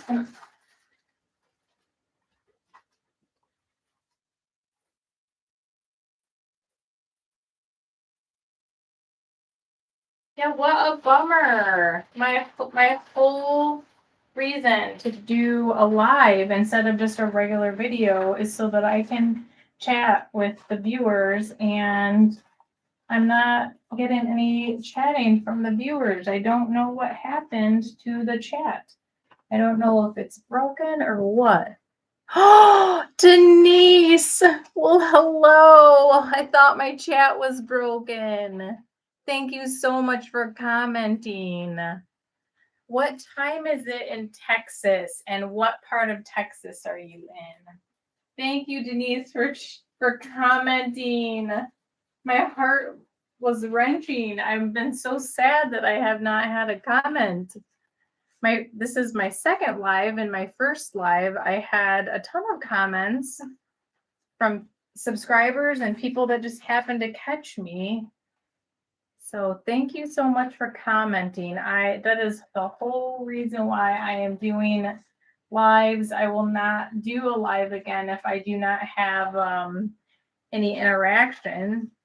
Other words, I'll just do a regular video. But I really love to be able to talk to people and connect with viewers. That just like warms my heart. 70 miles from San Antonio. Well, thank you for sharing that. We just went, the furthest west I have been is to Arkansas. So one of these days I will definitely make it to Texas. We have an RV, and I know that's not everybody's cup of tea. It's not even my husband's cup of tea, but we are traveling and getting out more and doing things. And I want to eventually travel all the way to California. Like I want to go do the whole Route 66 kind of thing and travel out west. But we have friends and family in Arizona, so that would be like a nice little pit stop. Okay, so I'm taping butcher paper on. This is going to be the side that would normally be where you would have like your mug handle on the mug press. So this is my first time doing a Libby cup in here. So I'm going to take that bamboo lid off. We're going to stick it in here. And for some reason, it doesn't seem like it's latched around it enough. I do have something that I can put around it. So I'm going to look and see here. Oh, I can tell it's not making contact all the way around. I can see right now. I'm going to stop it and I'm going to wrap it.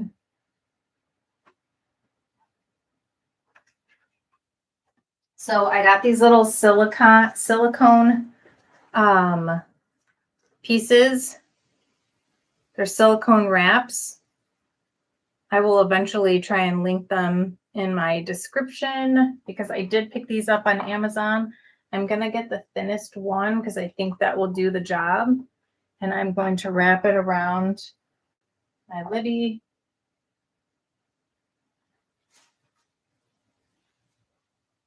Let's see, I'm going to keep it where that fold part is going to be where it's not in the machine.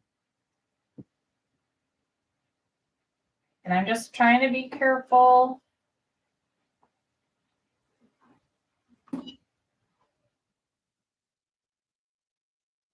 It still kind of looks like it's not touching on this side. So guess what? I'm going to get the next thickness. So the first thickness, that green one is 1.5 millimeters. The next one is 3.4 millimeters. Ooh, that's quite thick. But we will see.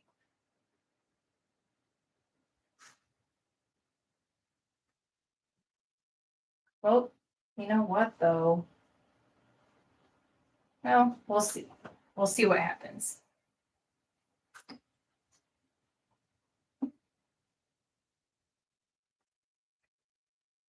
Okay, it's snug now.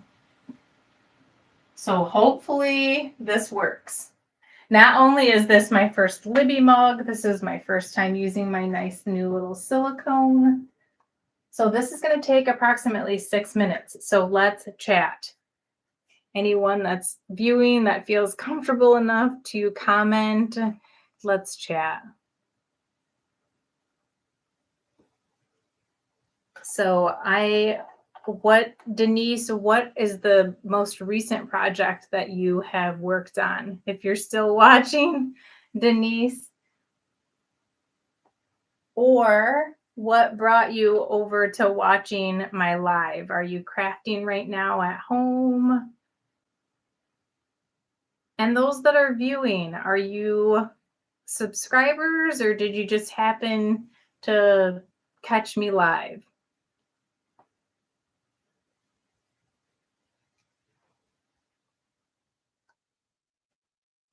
And then I will go ahead and show you guys everything that I've made so far today. So the first thing that I did was this adhesive sign. So I took the little blanks from Dollar Tree. And this is like, you can see it, it's like inset. And it's actually like a dry erase board on the inside. And then I did that little Happy Easter smart adhesive vinyl with that pink. Can you see it? I feel like I'm having trouble seeing it. Ah, there. That looks like a good angle. It's kind of a wonky angle, but you can at least see.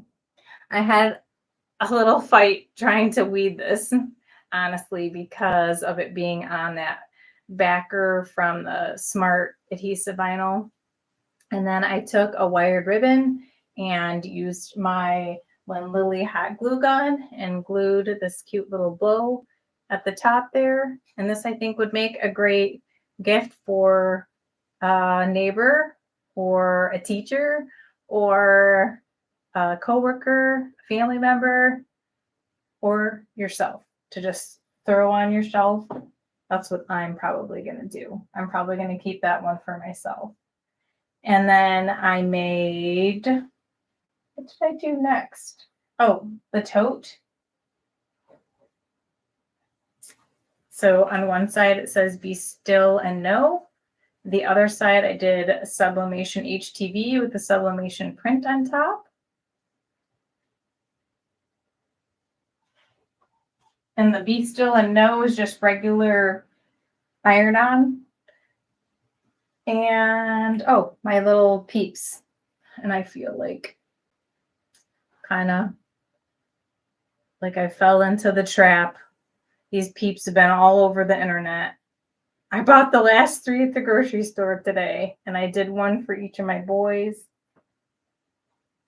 I just put some iron-on with their names on there. And then our final project is this Libby cup, Libby mug. I am noticing that it is like sweating. It looks like it is sweating. That's so weird. It looks like there's moisture building up inside the mug. I've never seen that before.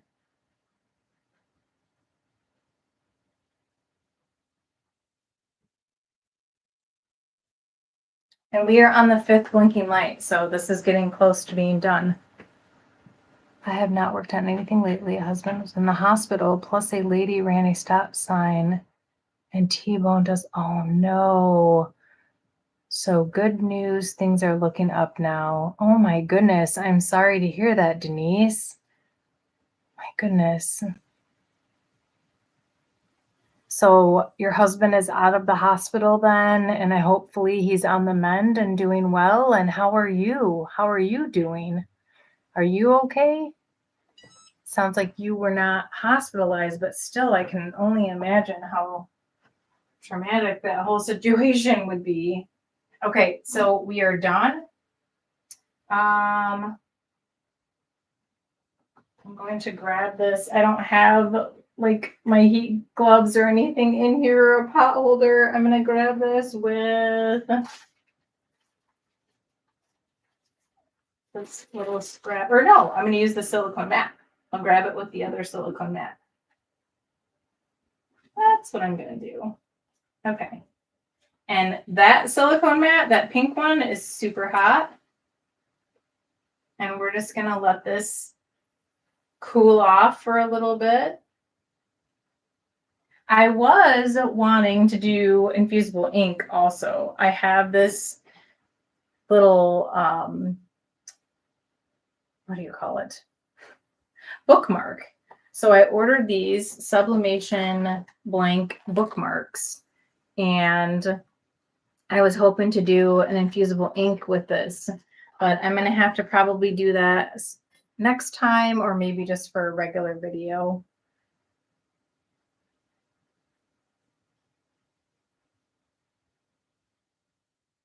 Denise, I hope that you are doing well. I'm really sad to hear that.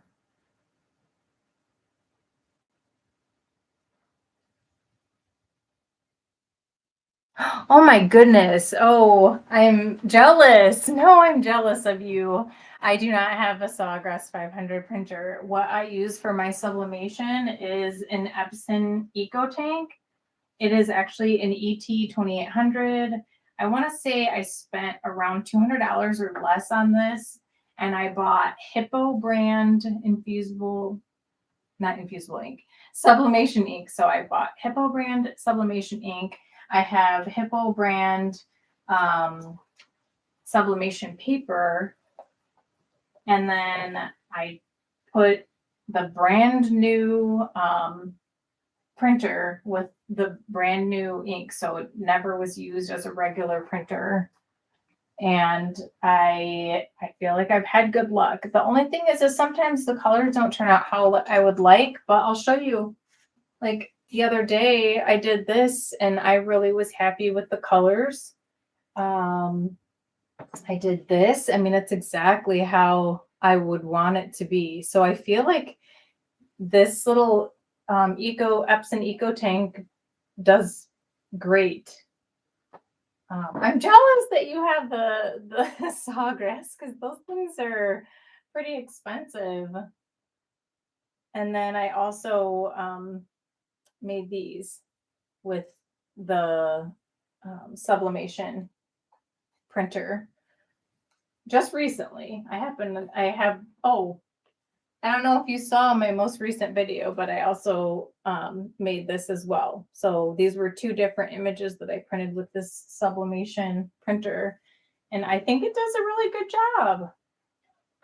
I think sometimes just the colors in design space are always what I think they're going to be when they print out, but that's pretty awesome that you have the Sawgrass. But you have yet to get it to print.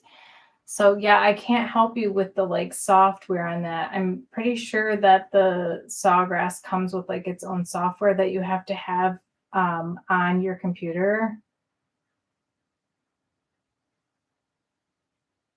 Oh, thank you so much, Denise. Denise is saying everything you do turns out so good. Not always.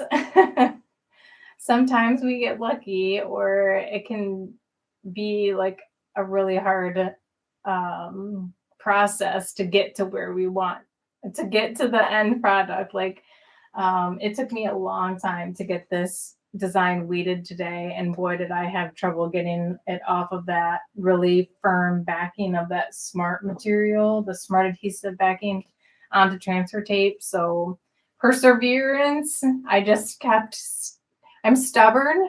I will admit that. I am stubborn. So I persevered and I just kept trudging through until I could get this weeded properly and get it onto the transfer tape and then onto the blank there. That was the longest project, was this. Oh my gosh. Whoops.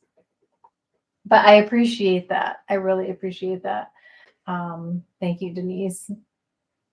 So I wish I could help you with the software on the Sawgrass, but I mean, you already purchased it. So I would definitely reach out to Sawgrass or to the company. They should be able to help you. I would love to help you if I had one. The thing that I'm having trouble with this is that I have the driver loaded for my Epson Eco Tank, and it should make it where you can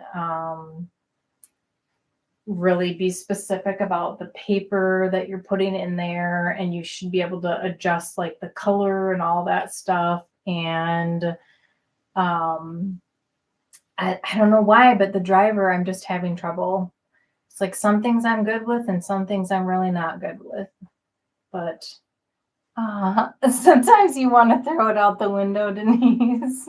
Laughing out loud. Yeah, I hear you.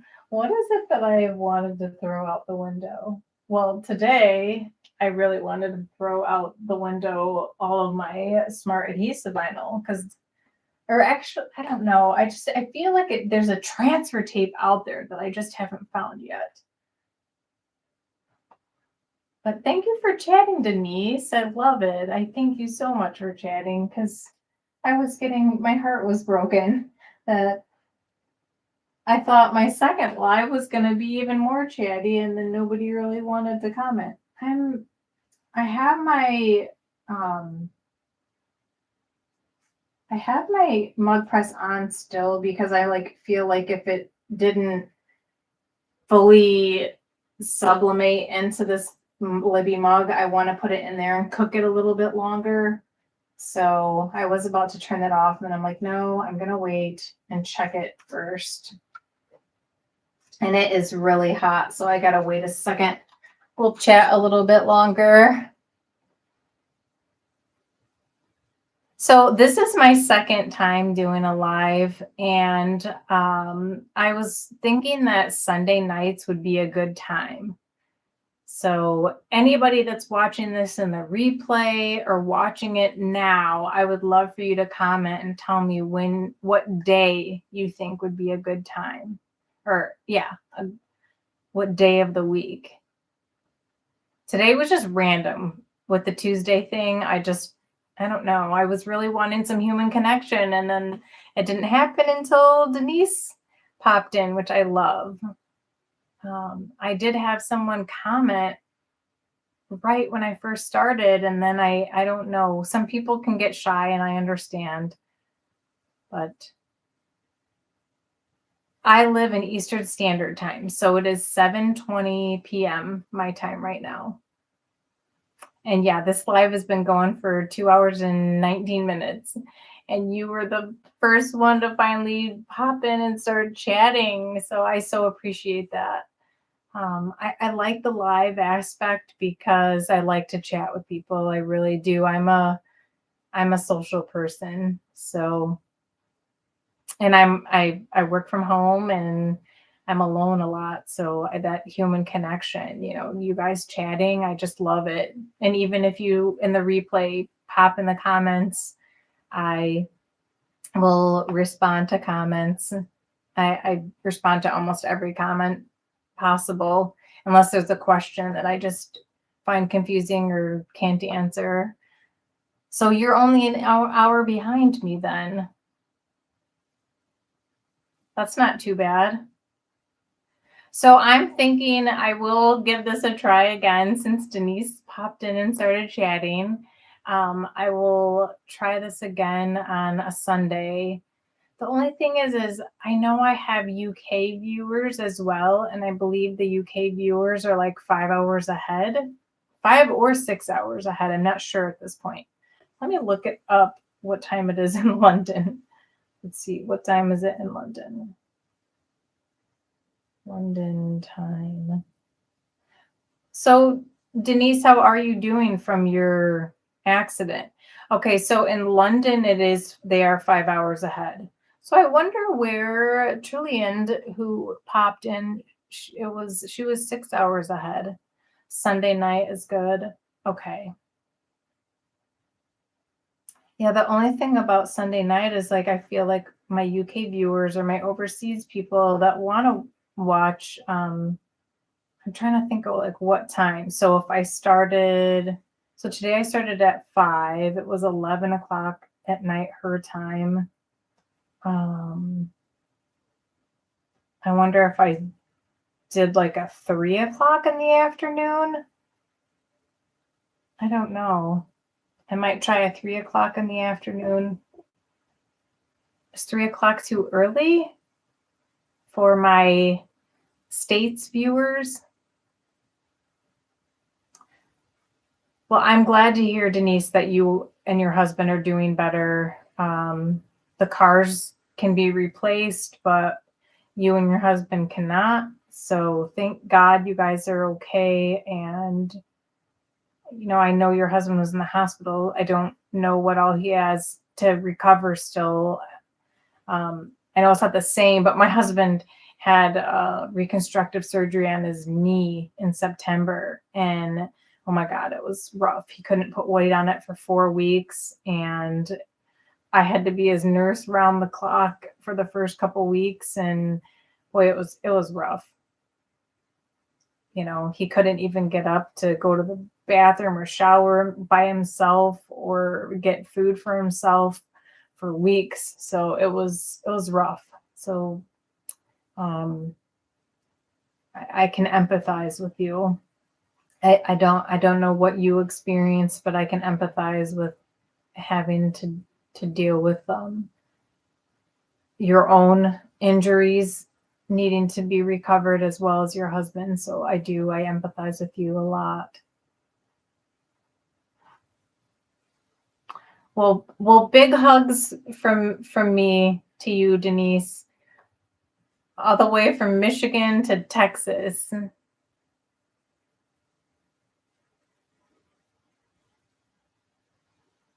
Oh, any other viewers out there that would like to comment and tell me where you're from or what's inspired you to pop in and watch today? Oh, my press is turning off. I'm gonna turn it back on. Okay, this is cooled off enough. I mean, it's pretty warm still, but I'm gonna peek.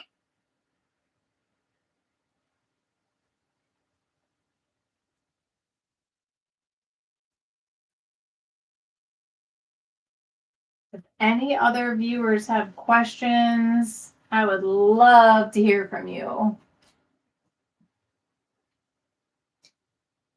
Oh, Denise, I'm glad to hear that you didn't have any injuries, but no doubt that this has taken a toll on you, you know, emotionally.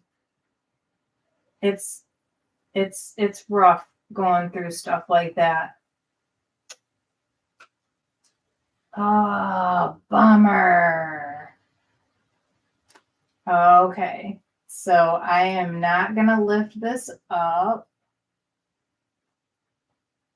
I'm gonna flip it upside down and I'm gonna cook it for just a little bit longer because this top part up here did not fully sublimate. And I used the pink one, which is the 3.4 millimeter. And let's see, I'm gonna put it like that.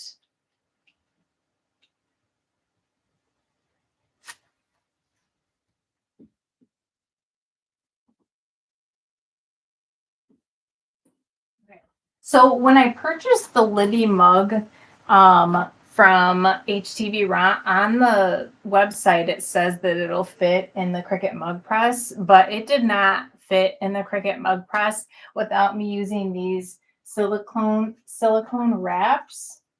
So after I'm done with this live, I'm going to go in and try to link some of the things in the description so that you can go and check on Amazon if you're interested.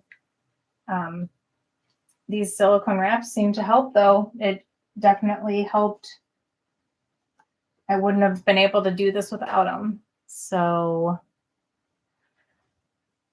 the weather in Michigan. So where I live in Southwest Michigan, which if this is Michigan, I live like right over here. And then over here is like underneath us is Indiana. And then right here is Illinois. So the Lake Michigan is right here, right next to my hand is literally Lake Michigan. And then over here is Illinois. So we are about 90 minutes from Chicago. So that is like when we go to the city, we go to Chicago.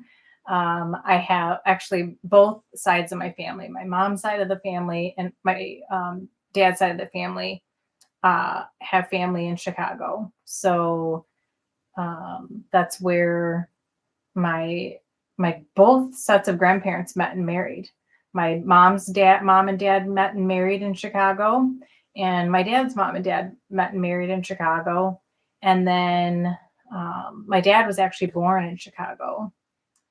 So yeah, so even though I'm like in this little southwest part of Michigan, and I live in a very, very small town, but I still have like some city experience because of Chicago being so close. And it's just like when you're going to go to a concert or anything like that, a lot of times you'll go to Chicago. Although I personally have been going to Grand Rapids, which is, don't quote me on it, but it's higher up, and it's about a little over an hour from here, Grand Rapids. So let me see what the temperature. It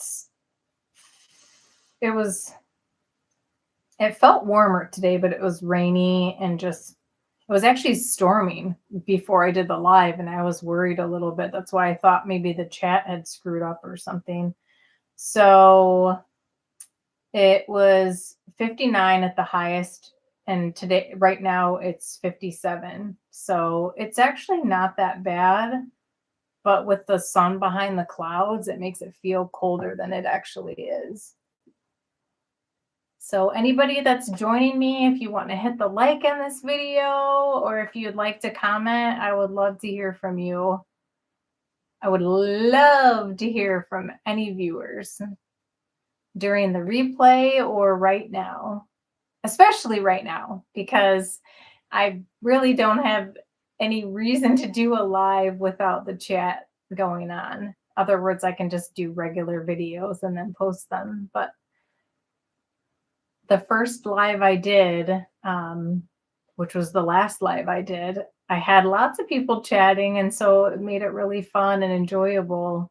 And I got excited. I did it, just randomly did it in the middle of the day, and then I had to leave and go get my son from school, where today I just have endless time, other than the fact that I'm starting to get hungry and I need to get a snack. Speaking of, I'm going to have a little sip of water here. Okay, so now we're going to take this out. I'm going to use my silicone mat to pull it out. Okay, that worked. Just know that the silicone mat that is in there with it is very hot as well. Okay. And I'm going to turn my mug press off now, because whatever the outcome is at this point is what it is. So we're going to have to let that cool down just a little bit, and then I'll unwrap it and we will reveal everything. But for anybody that's just popping in, I made little peeps with iron-on with my kids' names. Yes, I fell into the trend that's happening. I couldn't help myself and I bought him. So I have a weighted blanket that looks just like him. Same little fuzzy pattern, colors, and everything. So he's going to be my new little TV watching buddy. I'll probably have him all year round, not just for Easter.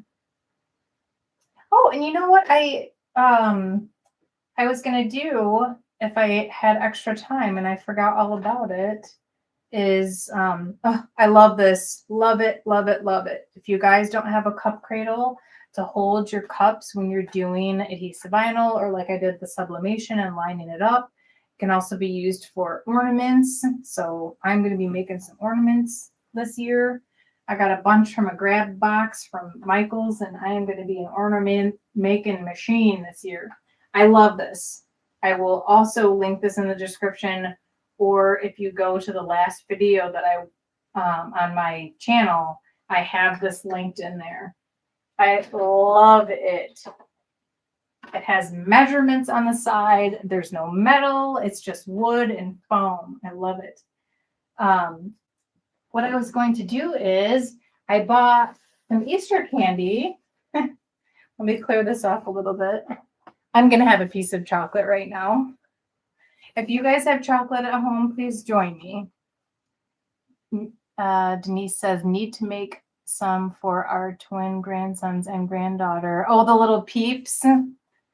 So I got mine at the grocery store, and they were the last 3. I have the pink one over there that I didn't put anything on. Okay, let's get George out of the way. Oops.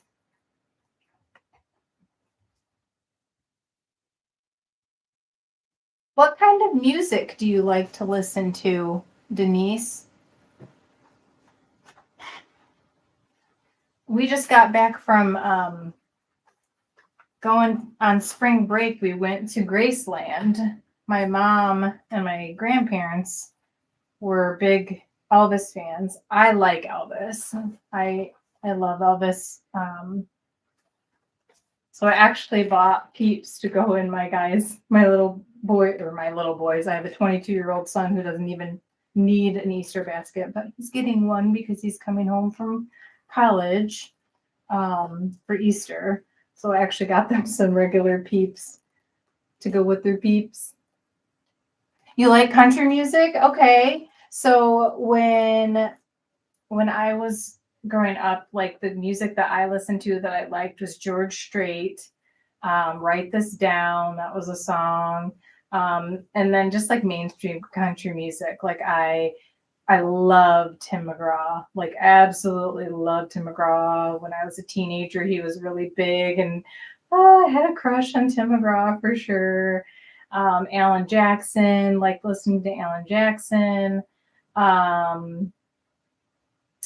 Let's see, who else? The Dixie Chicks. They go by the Chicks now. And what else did I like for country music? Oh, the Judds. My first ever cassette tape my stepdad bought me was the Judds. And I loved Grandpa Tell Me About the Good Old Days song. What else? I know there's a couple other country artists that I listen to in life. So I made some of these in one of my last videos that I did spring projects in, and I thought I would fill them up with some goodies for my neighbors and friends and stuff. So while that's cooling down, I'm going to open some of these up and fill them up with some candy. But I will definitely show you the Libby mug as soon as it cools off. And I'm going to have a piece of chocolate. So if you have a piece of chocolate at home, please join me if you like chocolate. So I bought some Dove chocolates. I have a piece of this. I don't know if I like the dark. It says they're dark chocolate, milk chocolate, and caramel. I don't want the caramel. I want just the dark chocolate. I'm going to take a chance and just open one of these. So what country artists do you like to listen to, Denise? And anyone else watching? What? Oh, it's a milk chocolate one. Darn it. Oh, well. Spring has arrived is my little message.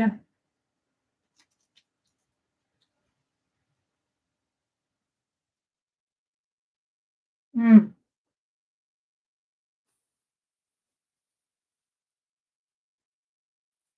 And I got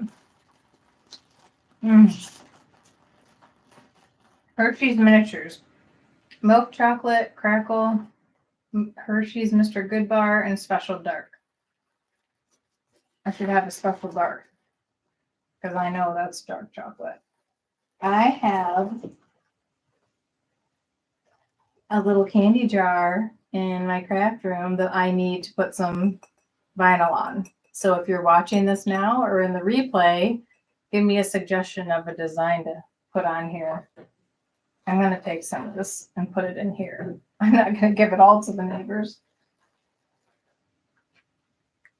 Okay, just a couple more minutes and I will open it. I mean, it really takes a good 15, 20 minutes for that to cool off, but I'm not going to make you wait that much longer. Just a couple more minutes and I will open that up. Okay, I'm going to have a piece of special dark. And I'm going to pick through the candy to put a couple in for me in my little jar. Let's see, I'll put a couple crackle in there. I'll have a couple milk chocolate. Where's all the dark chocolate?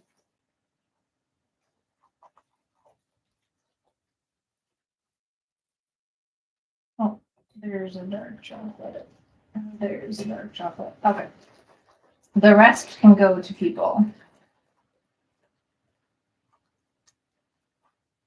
Okay, so I'm going to put a little candy in each of these.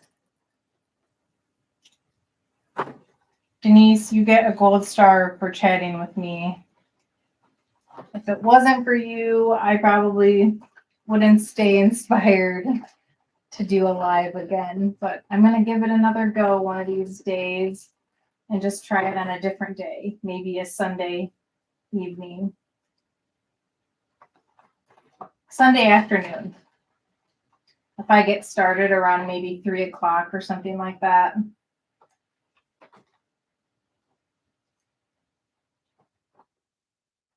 Okay.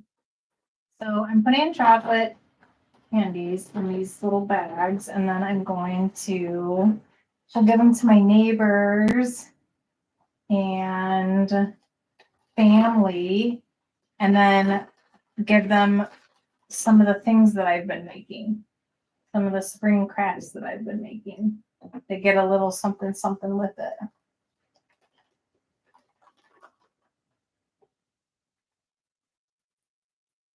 Okay, I'm going to eat a piece of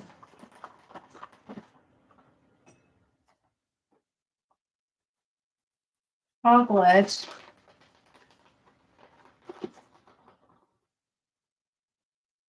Dwight Yoakam. That's who I was thinking of. I remember listening to Dwight Yoakam.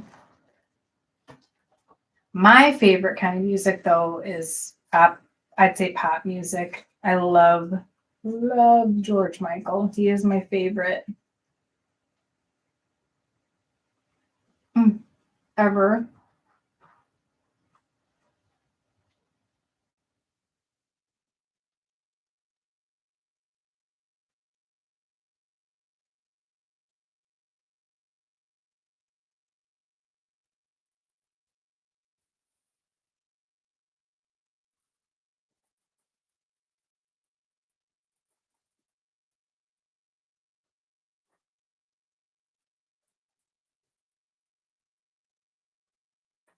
Whoops.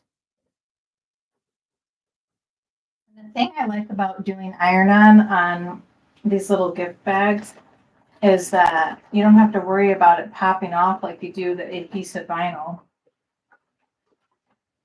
So if you are just now joining, we are going to be checking on the Libby mug that I just cooked.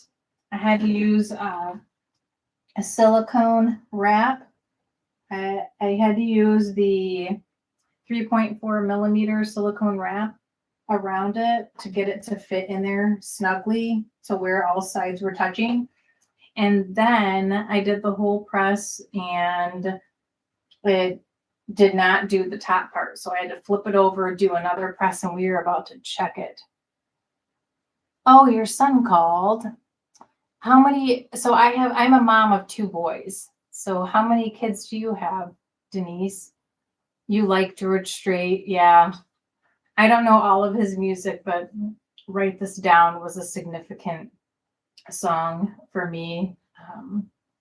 With in a previous relationship, that country music was our common music that we listened to make each other happy, because he liked hard rock and I liked pop, and we didn't really like each other's music, but we could pick some country music that we both liked, and so that's what we listened to together, was country music. That was what we compromised on, so that we didn't have to listen to each other's music. We just listened to country music. But yeah, so I'm more of a pop music lover, pretty much George Michael, but I even like Justin Bieber. My husband and I went and saw him last year for in concert. It was kind of crazy. I felt weird because I'm like his mom's age, but we had a good time.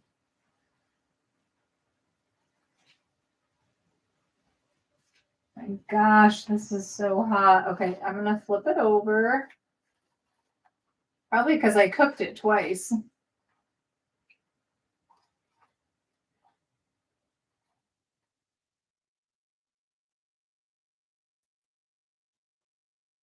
Well, flowers are looking good so far, but I'm not sure about this mama situation because I had to flip it upside down. And I also noticed that there's a curve in the glass. So maybe I did my image too high at the top.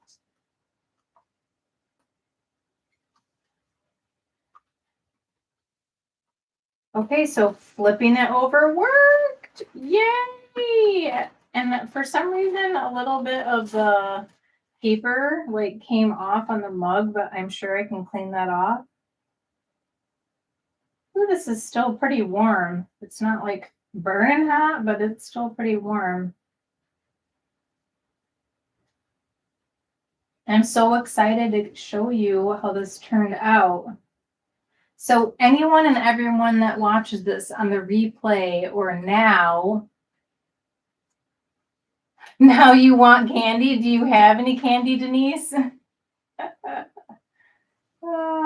If I could share with you, I would. Okay, I'm gonna clean off. Well, I just want to show you. If you can see, like right there, a little bit of the paper stuck on there. I'm gonna use my alcohol wipe, my rubbing alcohol, and wipe this off. Oh, where's my little fabric swatch?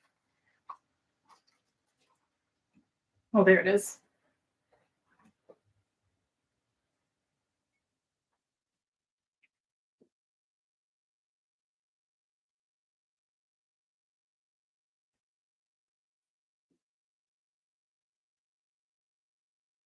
Yep, came right off.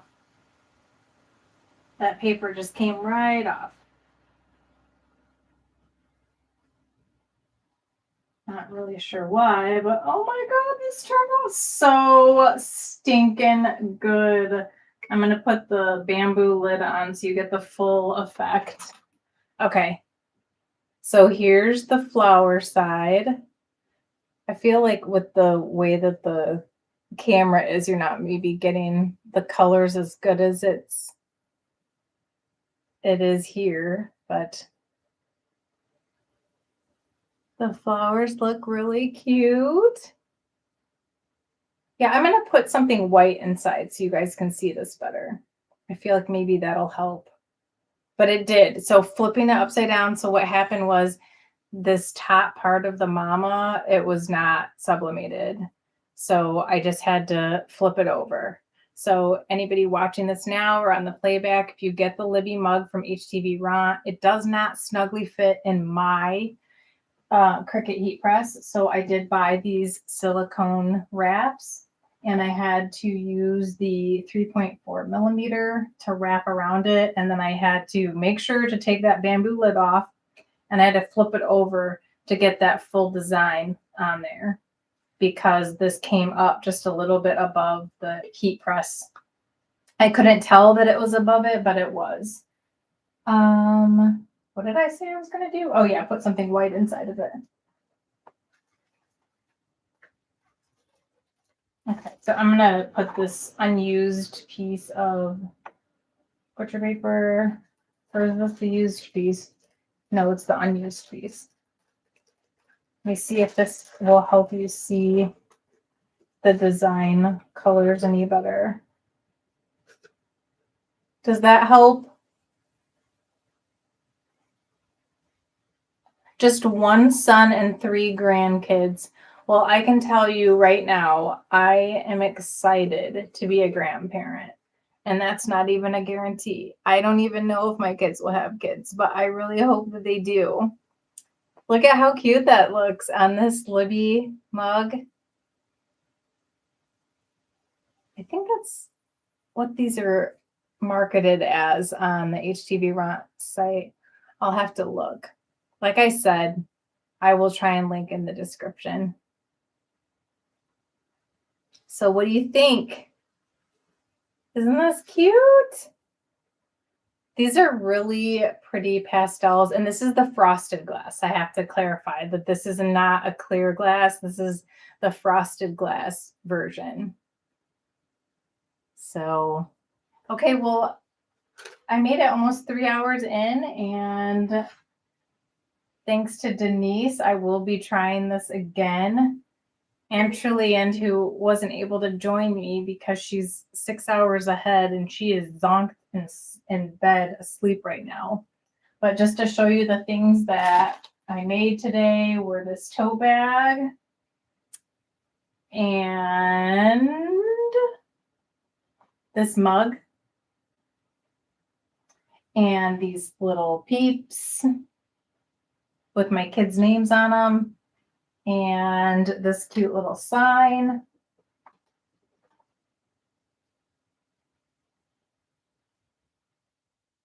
So I hope that you found benefit, and I appreciate it if you hit the like button.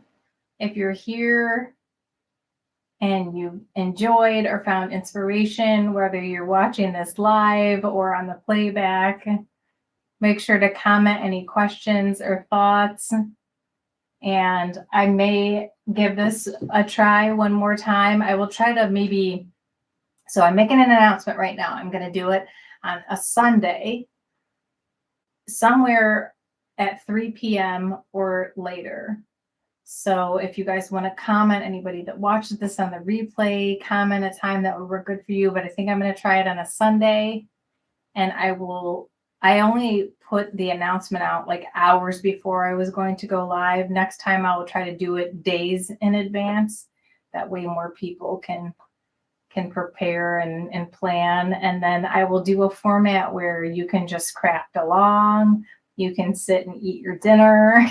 You can chat though. That is the whole point of the live, is for me to be able to answer questions or just communicate with the people that pop in that are viewers and or subscribers. So I really, really want to do the lives, and I love the interaction, the human interaction that I get to have that I don't get when I'm just creating videos. So I hope that you guys found inspiration. Thank you so much for everyone that's popped in and joined me. And anyone that's hit the like button, I appreciate it. And I will see you on a Sunday. I will again give advance notice next time. And if you have any requests for anything that you would like to do, I want to try to do a variety when I do the lives. Like today I did the sublimation HTV with sublimation ink, but I also did regular iron-on and a sublimation and adhesive vinyl project. So thank you so much for joining me. I'm going to go ahead and sign off and go have a snack that's a healthy one instead of the chocolate. Thank you, Denise, for chatting. You really inspired me. I hope you and your husband continue to mend, and I hope to see you again in the live, and feel free to chat. Everyone that watches, try not to be shy and just have fun with it. Okay, I'm going to head out for now, and I hope that you guys found inspiration.